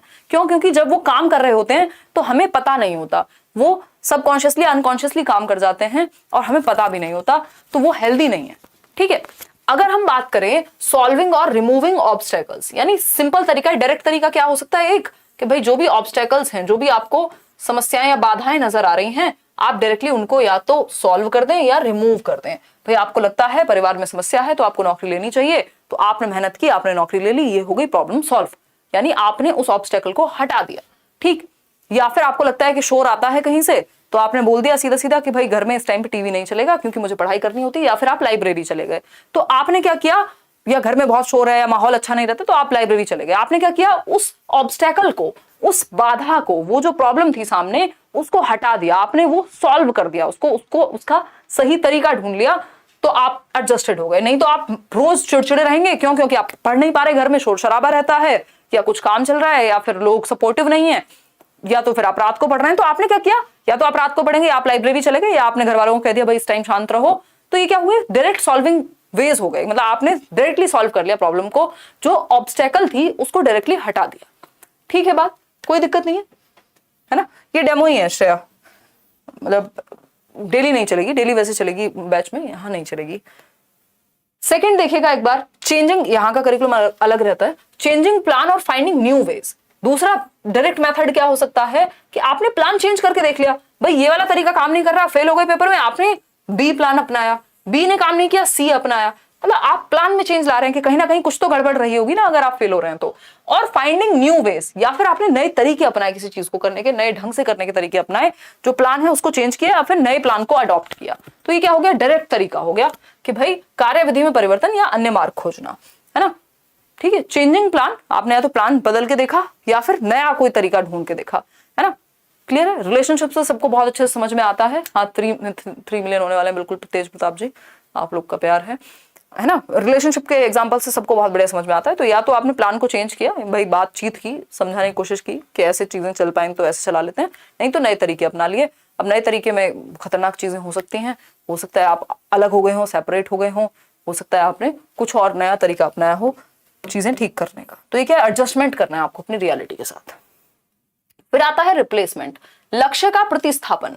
भाई आपको लग रहा है एक लक्ष्य है जो प्राप्ति जिसकी नहीं हो पा रही, अचीव नहीं कर पा रहे हैं आप, तो क्या किया आपने, पलट दिया इसको, आप प्रतिस्थापन कर दिया, चेंज कर दिया, एक तरह से रिप्लेस कर दिया उसको कि भाई ठीक है पहले यूपीएससी करना था, नहीं बन पा रही बात, आपका सब्जेक्टिव पेपर्स में आप उतने अच्छे नहीं है, लिखने में आप उतने अच्छे नहीं, बट मैथ्स और इंग्लिश बहुत अच्छी है आपकी, तो आपने कहा चलो यार एसएससी करते हैं, है ना, मेरी स्ट्रेंथ्स यहाँ पे है, ठीक है। या फिर अलग अलग हो सकता है भाई, केवीएस हो सकता है, डीट प्लस भी हो सकता है, ठीक। तो आपने क्या किया, लक्ष्य का प्रतिस्थापन कर लिया, ठीक है, कि जरूरी नहीं है यार गवर्नमेंट जॉब ही करूं, यहाँ पे करता हूँ प्राइवेट और मुझे पता है मेरे अंदर इतनी कैपेबिलिटी है, ये करता हूँ, ये करता हूँ, ये करती हूँ और ये करके वहां पहुंच जाऊंगी। तो आपने अपना लक्ष्य चेंज कर दिया, यानी रिप्लेस कर दिया कि ये नहीं तो ये कर लेंगे। ऐसा नहीं है कि एक एग्जाम नहीं निकला तो जीवन भर उसी दुख में निकाल दी पूरी जिंदगी, अपने आप को नाकारा समझ लिया, है ना, क्योंकि है क्या, ये तरीके हैं। आज ये एग्जाम्स हैं, आज से 100 साल पहले कुछ और होगा, ठीक है, या 200 साल पहले कुछ और रहा होगा, ठीक। तो ऐसा नहीं है कि हम ये करेंगे, ये डायरेक्ट तरीका है कि आपने रिप्लेस कर दिया, गोल को ही चेंज कर दिया, ठीक है। आपकी लाइफ है, आप क्या चूज करें, आपकी मर्जी, ठीक। फिर आता है fourth, making proper choices and decisions, यानी आपने विश्लेषण किया, एनालाइज किया अलग अलग चॉइसेस को, अलग अलग डिसीजंस को, और तब निर्णय लिया। आप किसी द्वंद में हैं, किसी कॉन्फ्लिक्ट में हैं, किसी प्रॉब्लम में हैं, मान लीजिए आप हैं किसी कॉन्फ्लिक्ट में, है ना, कि आपको ये डिसीजन लेना चाहिए कि ये डिसीजन लेना चाहिए, मतलब ये रास्ता चूज करें कि ये रास्ता चूज करें, आप बीच में अटके हुए हैं। तो इस सिचुएशन में आपने क्या किया, आप हैं क्या टेंशन में, ठीक। आपने क्या किया, आपने प्रॉपर चॉइस यानी एनालाइज किया कि इस चीज के ये फायदे हो सकते हैं। एनालाइज मतलब टुकड़ों में तोड़ के देखना, विश्लेषण करना, ठीक है। न्यूज एनालिसिस आते हैं ना आजकल बहुत सारे चैनल्स पे, तो एनालाइज किया कि ये भी, इसमें ये रीजन हो सकता है, ये रीजन हो सकता है, ये पॉजिटिव है, ये नेगेटिव है, उसके बेसिस पे जो पॉइंट्स बने आपने क्या किया, उसके बेसिस पे डिसाइड किया, ठीक है, डिसाइड किया उसके बेसिस पे। केवीएस की इंटरव्यू तैयारी कैसे करनी है, उस पर एक वीडियो बनाया हुआ है, एक बेसिकली टीचर हैं केवीएस में, सीमा जी, उनके साथ, तो वो आप देख लीजिए, उससे आपको आइडिया लग जाएगा। उन्होंने बताया हुआ है कि उन्होंने कैसे तैयारी की और क्या चीजें पूछी जाती हैं। अब आते हैं इनडायरेक्ट और डिफेंस ओरिएंटेड मेथड्स, यानी कि इनडायरेक्ट और डिफेंस ओरिएंटेड मेथड्स।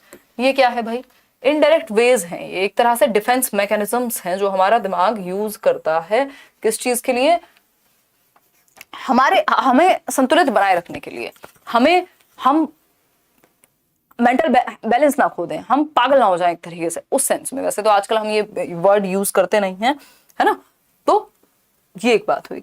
अब इसमें कई सारे तरीके हो सकते हैं, सिगमंड फ्रॉइड ने बेसिकली ये दिए थे, और आज की डेट में तो बहुत सारे हैं, फिर बाकी लोगों ने भी बहुत सारे, उनकी बेटी एना फ्रॉइड ने भी दिए बहुत सारे ईगो डिफेंस मैकेनिज्म। तो ये इनडायरेक्ट वेज हैं, इनको हेल्दी नहीं कहेंगे, इनको हेल्दी नहीं कहेंगे, बट ये इनडायरेक्ट वेज हैं।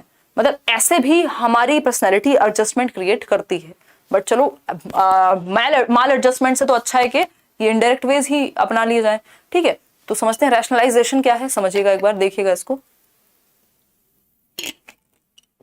देख रहे हो यूट्यूब पे लोग 1.5 घंटे की क्लास में ना बोर हो जाते हैं, पढ़ने की आदत रही नहीं हमारी है। देखिए एक बार, अगर हम बात करें, मैम सुपर क्लास है, बहुत बढ़िया तबस्सुम, और जिनको पढ़ने की आदत है डेली क्लास लेने की, उनको ये रहता है कि यार 1 से ऊपर लेके जाओ, 1 से पहले मत खत्म करो। देखो रैशनलाइजेशन क्या है, युक्तिकरण यानी और तर्क संगतिकरण। युक्तिकरण क्या है, पेपर में नंबर अच्छे नहीं आए, है ना, फेल हो गए आप, तो आपने कहा टीचर ने अच्छा नहीं पढ़ाया था, अरे वो अच्छा ही नहीं पढ़ाते, हम तो इस बार ना इस वाले टीचर से पढ़ेंगे, जबकि उन्हीं टीचर से पढ़ के और बच्चे होंगे जो पास हुए होंगे, जिन्होंने अच्छा किया होगा, बट आपने क्या किया, तर्क दे दिया, है ना, युक्ति निकाली, तर्क संगतिकरण। अरे टीचर ही अच्छा नहीं है, मैं क्या करूं, मेरे साथ तो ये हो गया था इसलिए नहीं कर पाया।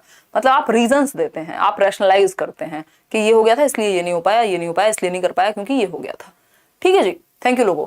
अगर हम बात करें, I failed because my teacher hates me, भाई टीचर से मेरे को ना पर्सनली कोई दिक्कत है, हो सकता है हो भी, बट ऐसा मान लिया आपने, नहीं है तब भी, ठीक है। तो हिस्ट्री टेस्ट में आप फेल हो गए, या किसी भी टेस्ट में आप फेल हो गए, या कुछ भी आपके साथ जीवन में गलत हुआ, आपने कहा यार इसका ना ये रीजन रहा होगा, वैकेंसी नहीं आती, क्या करूं, है ना, फिर लेकिन कुछ लोग तो रहे होंगे जिन्होंने पेपर निकाला होगा, ठीक। तो ये क्या हुआ, रैशनलाइजेशन हुआ, कि आप रीजन देने लगते हैं, आप तर्क देने लगते हैं कि मैं फेल हुआ इसलिए। वो होता है ना अंगूर खट्टे हैं, जो लोमड़ी वाला एक उदाहरण चलता है इसके लिए रैशनलाइजेशन में, कि लोमड़ी के हाथ अगर अंगूर नहीं आए तो कहेगी यार खट्टे हैं, मेरे को तो पसंद ही नहीं है ना। तो ये रैशनलाइजेशन है, ये क्या है, रैशनलाइजेशन है, चलिए खैर आगे बढ़ते हैं, आगे बढ़ेंगे। फिर है तो ऐसे भी आपका दिमाग खुद को बैलेंस में लाने की कोशिश करता है, और इसमें क्या बुराई है, मतलब एक तरह से बुराई क्या कहेंगे, बट ये हेल्दी तरीका नहीं है बहुत ज्यादा। बट अगेन आप एटलीस्ट एडजस्टमेंट में हैं, आप रात और दिन दुखी नहीं है, आप ये कह के अपने आप को खुश कर ले रहे हैं कि इसलिए फेल हो गया क्योंकि टीचर ने बड़ा बुरा किया। ठीक, प्रोजेक्शन है, ये इनडायरेक्ट वेज है, ये डायरेक्ट नहीं है। आप जब ये काम कर रहे होते हैं ना डिफेंस मैकेनिज्म, तो हमें पता भी नहीं होता है ना, हमें लगता है नेचुरली हमारा यही चल रहा है, तो ये बेसिकली अनकॉन्शियसली हमारा दिमाग काम कर जाता है या सबकॉन्शियसली। प्रोजेक्शन यानी प्रक्षेपण। प्रोजेक्शन क्या है ना, जो दिमाग में आपके चल रहा है आप सामने वाले पे प्रोजेक्ट कर रहे हैं कि यार मान लीजिए आप झूठ बोलते हैं रात और दिन, आप कह रहे हैं अरे ये झूठा है ना, आप खुद खराब है, आप कह रहे हैं दुनिया ही खराब है। ठीक है, तो वो एक बचपन में हम एक लाइन मारते थे ना एक दूसरे को कि किसी ने कुछ कह दिया, अरे जो जैसा होता है उसको सारी दुनिया वैसी ही दिखती है ना, जो खुद होता है वो, हाँ जो बोलता है वो खुद ही होता है, ऐसा समथिंग इस तरह का हम कुछ एक डायलॉग यूज करते थे बचपन में, सबने किया होगा कि जो बोलता है वो खुद ही होता है। दैट मीन्स हम प्रोजेक्ट कर रहे हैं कि हो सकता है हम बोल रहे हो बट हम कह रहे हैं अच्छा तू बोल रहा है तू खुद ही होगा। ठीक, तो ये क्या हुआ, प्रोजेक्शन है, प्रक्षेपण है कि आई हेट माई सेल्फ मान लीजिए। ठीक है, मदर हैं जो खुद को पसंद नहीं करती, वो बच्चे को कह रही हैं क्योंकि वो खुद को पसंद नहीं करती तो वो जो उनके मन में है वो प्रोजेक्ट कर रही हैं, वो लाइट डाल रही हैं उस चीज की, किस पे, बच्ची पे। वो कह रही है आई हेट यू। ठीक है, मदर कह रही है आई हेट यू, क्यों, क्योंकि वो खुद को भी पसंद नहीं करती। ठीक है, तो कई बार हमें लग रहा होता है कि हमारे साथ खराब हो रहा है, बट सामने वाला खुद ही अंदर से, कहानी खत्म है। बेसिकली जो साइकी है, जो साइकोलॉजी है, बड़ी कॉम्प्लेक्स चीजें हैं इसमें, मतलब ऐसा नहीं है कि ब्लैक एंड व्हाइट वाली चीजें नहीं है, ग्रे में बहुत कुछ है। ठीक, तो अगर हम बात कर रहे हैं तो मदर कह रही है कि आई हेट माई सेल्फ, ऐसा उनके मन में है, इसलिए वो बच्चे को कह रही है आई हेट यू, है ना। किसी ने चीट किया और वो खुद कह रहा है कि यार तुम चीटर हो, तो ये क्या, वो प्रोजेक्ट कर रहा है, जो उसके मन में है, जो उसके अंदर है, वो प्रोजेक्ट कर रहा है सामने वाले पे।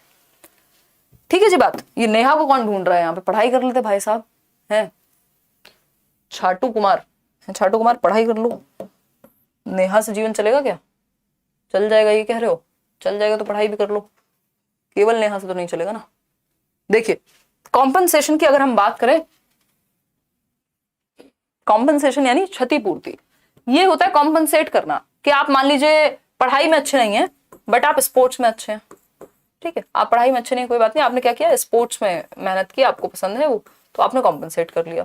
ठीक है, यूपीएससी करना था, नहीं हो पाया किसी कारणवश, आपने क्या किया, कोई सोशल सर्विस, जैसे वो कौन सी सीरीज आई थी अभी एस्पिरेंट्स, तो उसमें वही दिखाया था ना भाई, वो जो क्या पता नहीं क्या नाम है, वो जो फीमेल कैरेक्टर है उसमें, धैर्य आई थिंक, तो उन्होंने कहा कि भाई ठीक है अगर यूपीएससी नहीं भी होता है तो मुझे तो सोशल वर्क करना है, तो सोशल वर्क कर लेंगे, तो यूपीएससी नहीं हुआ चलो सोशल वर्क कर लेंगे, मतलब समतुल्य कोई चीज चूज कर लेना, है ना, सोशल वर्क। तो ये क्या कंपनसेट कर लिया कि भाई इस चीज में प्रॉब्लम है, ये नहीं हुआ, इसके ही बराबर का कुछ और कर लेंगे जिसमें इंटरेस्ट हो, है ना, उसमें अच्छे निकल जाएंगे, यूपीएससी नहीं हो रहा सोशल वर्क कर लेते हैं। ठीक है, तो ये कॉम्पनसेशन होता है। बहुत बड़े मोहित, चलिए खैर आगे बढ़ते हैं।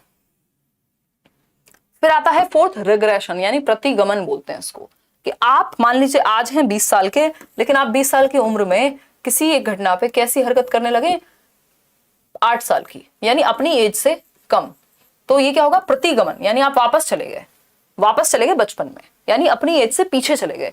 जैसे मान लीजिए आपकी पानी की बोतल ले ली किसी ने और आपने रोना शुरू कर दिया, मतलब जो आप अपनी एज से पहले का कैरेक्टरिस्टिक था, जो बचपन में जो चीज ज्यादा होती थी, अब आप वो कर रहे हैं। ठीक, तो रिग्रेशन क्या है, आप देख रहे हैं बॉस ने डांट दिया और एक व्यक्ति है बड़ा सा और वो बैठ के रो रहा है, तो ये क्या है, रिग्रेशन है ना, रिग्रेशन है। जैसे बच्चे का बैड वेटिंग करना, बच्चा बड़ा हो गया बट वो अभी भी बिस्तर गीला कर रहा है, तो ये क्या है, रिग्रेशन है, अपनी एज से छोटी हरकतें करके वो अपने आप को सुकून दिला रहा है। ठीक है, चलिए आगे बढ़ेंगे। फिर आता है फिफ्थ, ये 12 हैं कुछ जो मेन हमें पढ़ने हैं, वैसे तो बहुत सारे हैं।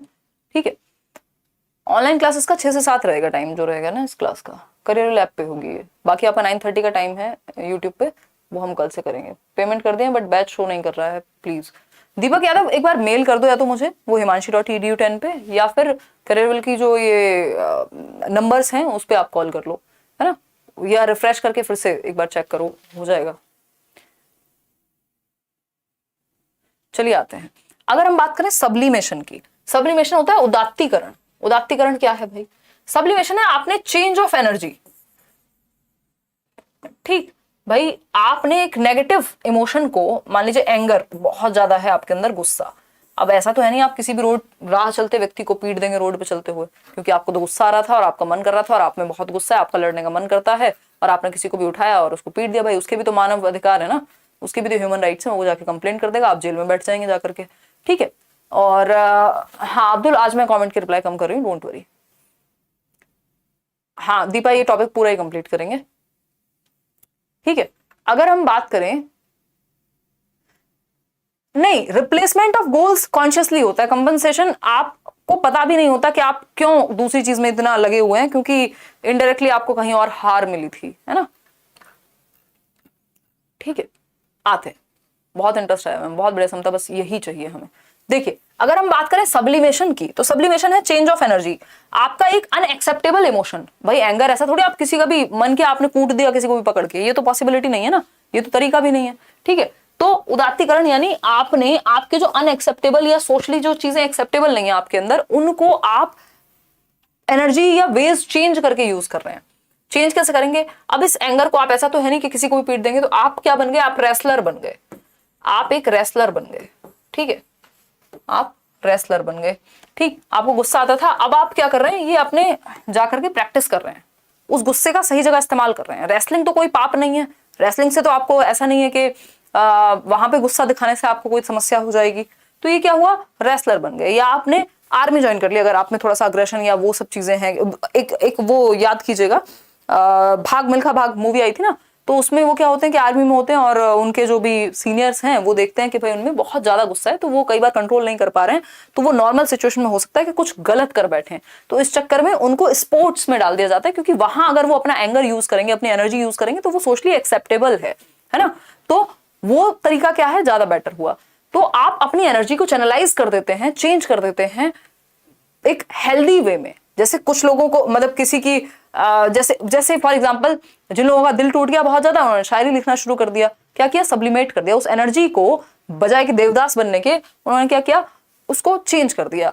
किसी का सेक्सुअल थॉट्स हैं बहुत ज्यादा, पेंटिंग बनाना शुरू कर दिया। बेसिकली आप ऐसे अनएक्सेप्टेबल थॉट्स या आपके इमोशंस जो आप खुल के ऐसे समाज में आंख बंद करके नहीं यूज कर सकते, उनको आप वेज चेंज करके दर्शाते हैं। ये है सब्लिमेशन, कि आपने एनर्जी चेंज कर दी।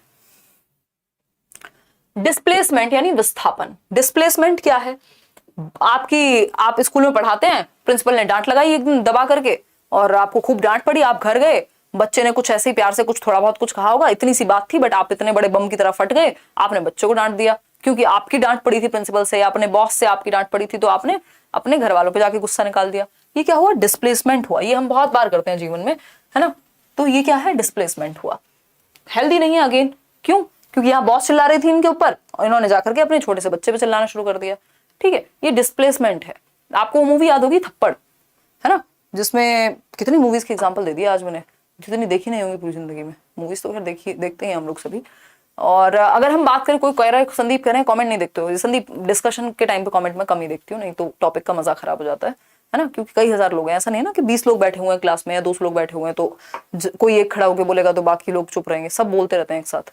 ठीक है, हाँ सीटेट की एक बार सीटेट अनाउंस हो रहे हैं तो तब चलेगी। तो उसमें क्या होता है कि वो अपने बॉस को तो कुछ कह नहीं सकता था, वाइफ को थप्पड़ लगा दिया, फिर वाइफ ने मजे ले लिए बाद में। मतलब अब वो तो उसके भी राइट्स है ना, इंसान है, आप ऐसे थोड़े ना कर सकते हैं। तो ये क्या था? डिस्प्लेसमेंट था, डिस्प्लेसमेंट का एग्जाम्पल था। ठीक है, आगे बढ़ेंगे, चलिए खैर समझते हैं। डिस्प्लेसमेंट हो गया, अब आता है 7th आइडेंटिफिकेशन। फटाफट समझते हैं, 12 ही हैं। आइडेंटिफिकेशन क्या है? ये इनडायरेक्ट वेज हैं एडजस्टमेंट के, जिनको हम ईगो डिफेंस मैकेनिज्म्स भी कहते हैं। किसने दिए? सिगमंड फ्रॉइड ने। आइडेंटिफिकेशन क्या है? आइडेंटिफिकेशन है कि हम कई बार क्या करते हैं, लड़ाई कर लेते हैं कई लोग अपनी पॉलिटिकल पार्टी जो भी फेवरेट है। अरे फलाने जी के बारे में आपने कैसे कह दिया, वो तो मेरे फेवरेट है, चाहे आप पर्सनली कुछ नहीं जानते उनके बारे में, है ना, बट आप उनके लिए लड़ जाएंगे। क्यों? क्योंकि आप आइडेंटिफाइड हैं उनसे। ठीक है, एक क्वेश्चन आता है पेपर में कि एक टीचर है, जो टीचर जैसे कपड़े पहनते हैं, जैसा स्वेटर पहनती हैं, बच्चे भी वैसा ही स्वेटर पहनना शुरू कर देते हैं। दैट मीन्स बच्चे आइडेंटिफाइड हैं टीचर से, है ना, वो आइडेंटिफाई करना शुरू कर देते हैं खुद टीचर से खुद को। ठीक है, तो आइडेंटिफिकेशन है कि आप जोड़ना शुरू कर देते हैं, तादात्म्य कर लेते हैं अपने आप में किसी और से। आपका जो भी फेवरेट स्पोर्ट्स पर्सन है, फेवरेट आपकी टीम है, आप उसके लिए खुश ऐसे हो रहे हैं जैसे बिल्कुल आप ही कर रहे हो वो चीज, तो आपने आइडेंटिफाई कर लिया है। ठीक है, ये है आइडेंटिफिकेशन। आगे बढ़ेंगे। बेसिकली आपको आइडिया होना चाहिए कि क्या क्या है। रिप्रेशन, दमन। रिप्रेशन है कि आपने क्या किया, कोई ऐसी घटना घटी आपके साथ जो ठीक नहीं थी, है ना। आपने बचपन में बहुत ज्यादा वायलेंस देखा घर में, आप कुछ कर नहीं सकते थे उस टाइम, आप पावर में नहीं थे, है ना। कोई सेक्सुअल अब्यूज हो गया किसी के साथ, कुछ और इस तरह का हो गया जो एक्सेप्ट करने में बहुत ही अनएक्सेप्टेबल फीलिंग है ना, जिसको एक्सेप्ट करना ईजी नहीं है। तो दिमाग क्या करेगा या ईगो क्या करेगी, उसको इनडायरेक्टली आपके अनकॉन्शियस में भेज देगी। इसको मोटिवेटेड फॉरगेटिंग भी कहते हैं, इसको मोटिवेटेड फॉरगेटिंग भी कहते हैं। हालांकि आप कॉन्शियसली नहीं करते हैं, है ना, अनकॉन्शियसली हो जाता है मोटिवेटेड फॉरगेटिंग। ठीक है, मोटिवेटेड फॉरगेटिंग। रिप्रेशन, दमन कहते हैं इसको हम। रिप्रेशन और सप्रेशन में अंतर होता है, अभी समझेंगे क्या होता है। ये क्या है कि आपके ऐसे अनएक्सेप्टेबल या बहुत ही पेनफुल मोमेंट्स जिनको आप एक्सेप्ट नहीं कर पा रहे थे, जिनको आप प्रोसेस नहीं कर पा रहे थे, वो आपके ब्रेन ने क्या किया, उनको अनकॉन्शियस में डाल दिया। उन ऐसी मेमोरीज को, ऐसे इंस्टेंसेस को दबा दिया कहीं ना कहीं कि आपको आपको आपको याद ही नहीं है। वो मोटिवेटेड फॉरगेटिंग हो गई, उसको रिप्रेस कर दिया। ठीक, ये है रिप्रेशन। ये अनकॉन्शियसली हो जाता है। सप्रेशन और रिप्रेशन में एक ही अंतर है, सप्रेशन को शमन बोलते हैं, दमन बोलते हैं रिप्रेशन को।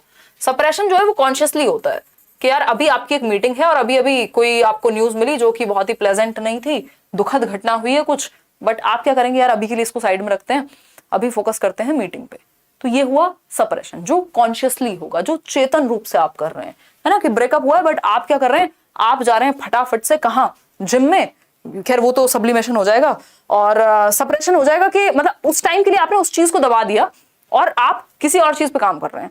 मतलब कॉन्शियसली आपने उस चीज को दबा दिया कि यार इस पे नहीं सोचते, इस पे बात ही नहीं करनी, छोड़ते हैं इसे। ये है सप्रेशन। ठीक है, कि इस पे बात ही नहीं करनी, उस चीज को आपने दबा दिया कॉन्शियसली कि अभी के लिए इसको छोड़ देते हैं। ये है सप्रेशन। रिप्रेशन है अपने आप ऑटोमेटिकली ही वो आपके अनकॉन्शियस में चला जाएगा क्योंकि वो अनकॉन्शियसली हो रहा है। फिर आता है 10th, रिएक्शन फॉर्मेशन, प्रतिक्रिया निर्माण। एक बार होता है ना, कई बार होता है ना, आपसे किसी ने कुछ कहा, आपने तुरंत गाली दे दी किसी को, है ना, ऐसे मत करना वैसे, है ना, या फिर कुछ और एकदम से आपका रिएक्शन फॉर्मेशन हो गया, आप कंट्रोल नहीं कर पाए, आपने थप्पड़ लगा दिया, आपने कुछ भी, मतलब जो आपका रिएक्शन है वो एकदम से फॉर्म हुआ है। ठीक है, तो ये हुआ रिएक्शन फॉर्मेशन, उस एक्शन का रिएक्शन था एक तरह से। इसमें बहुत सारी चीजें आ सकती हैं बट इंपॉर्टेंट नहीं है। फिर है 11th, डिनायल, यानी इनकार। डिनायल क्या है कि आपके सामने जो चीज घटी है आप उसको मान ही नहीं रहे। मान लीजिए टीचर ने बच्चे को चीटिंग करते हुए पकड़ा, पूछा कि तुम कहां से देख रहे थे, कि मैंने तो देखा ही नहीं कहीं से, है ना, मुझे तो पता ही नहीं, है ना। आपने किसी से देखा, किसी को कुछ बोलते हुए, आपने पूछा अच्छा ये बता दो, कि मुझे तो पता ही नहीं। मतलब डिनाई कर रहे हैं। आपके साथ कोई घटना घट गई, होता है ना, कई बार डेथ्स के केस में ऐसा होता है कि कई लोगों का ईगो डिफेंस मैकेनिज्म उस तरह से काम करता है कि किसी की अचानक मृत्यु होने पे कोई है घर में या कोई व्यक्ति है जो ये मान ही नहीं पाता कि यार वो देखते हैं आप कि वो डेड बॉडी से बात कर रहे हैं, क्योंकि वो मान ही रहे हैं, वो डिनायल में है कि वो व्यक्ति जा चुका है, उसकी डेथ हो चुकी है। तो ये क्या डिनायल है कि आप इनकार में हैं या आप एक्सेप्ट ही नहीं कर रहे हैं, है ना। ऐसा कई बार प्यार व्यार के केस में भी हो जाता है लोगों के साथ। ठीक है, कि उनको खुद को नहीं पता होता कि वो इमोशंस हैं कि नहीं है, तो वो डिनायल में होते हैं कि यार मुझे तो तुम पसंद नहीं हो, तुम्हें तो कभी उस तरह देखा ही नहीं, और अंदर अंदर हो सकता है वो फील कर रहे हो। ठीक है, चलो आज बहुत मजे मजे वाले एग्जाम्पल भी ले लिए, तो आज के लिए इतना ही रखते हैं। ये था आपका टॉपिक एडजस्टमेंट, जिसको हमने ऑलमोस्ट कंप्लीट कर लिया है। 12th है डे ड्रीमिंग, यानी दिवा स्वप्न। एक बुक भी है गिजू भाई बधेगा की। डे ड्रीमिंग होता है आप बस आंख बंद करके आराम से सपने देख रहे हैं, मुंगेरी लाल के हसीन सपने देख रहे हैं आप, जीवन में एक्शन आप जीरो कर रहे हैं, बट डे ड्रीमिंग, एक दिन ऐसा होगा, एक दिन वैसा होगा, दिन में सपने देख रहे हैं आप खुली आंखों से।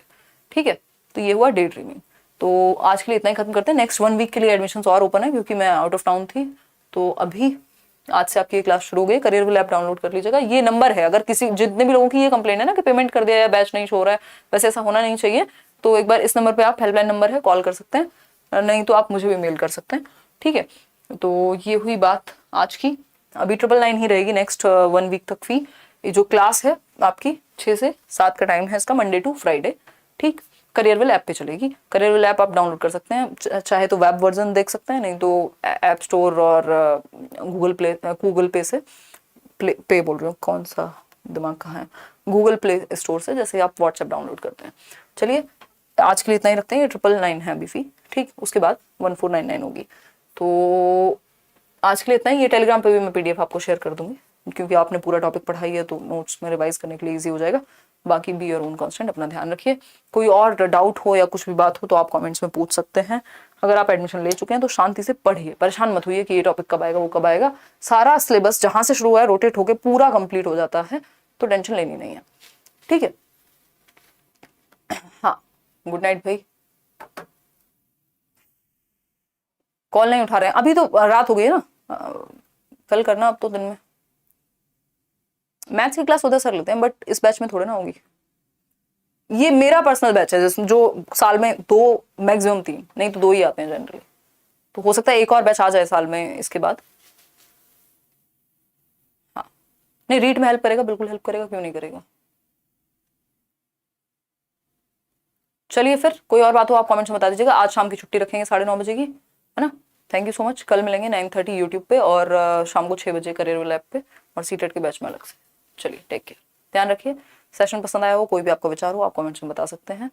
एडमिशन लेने के इच्छुक हैं तो एडमिशन भी ले सकते हैं। Take care, good night.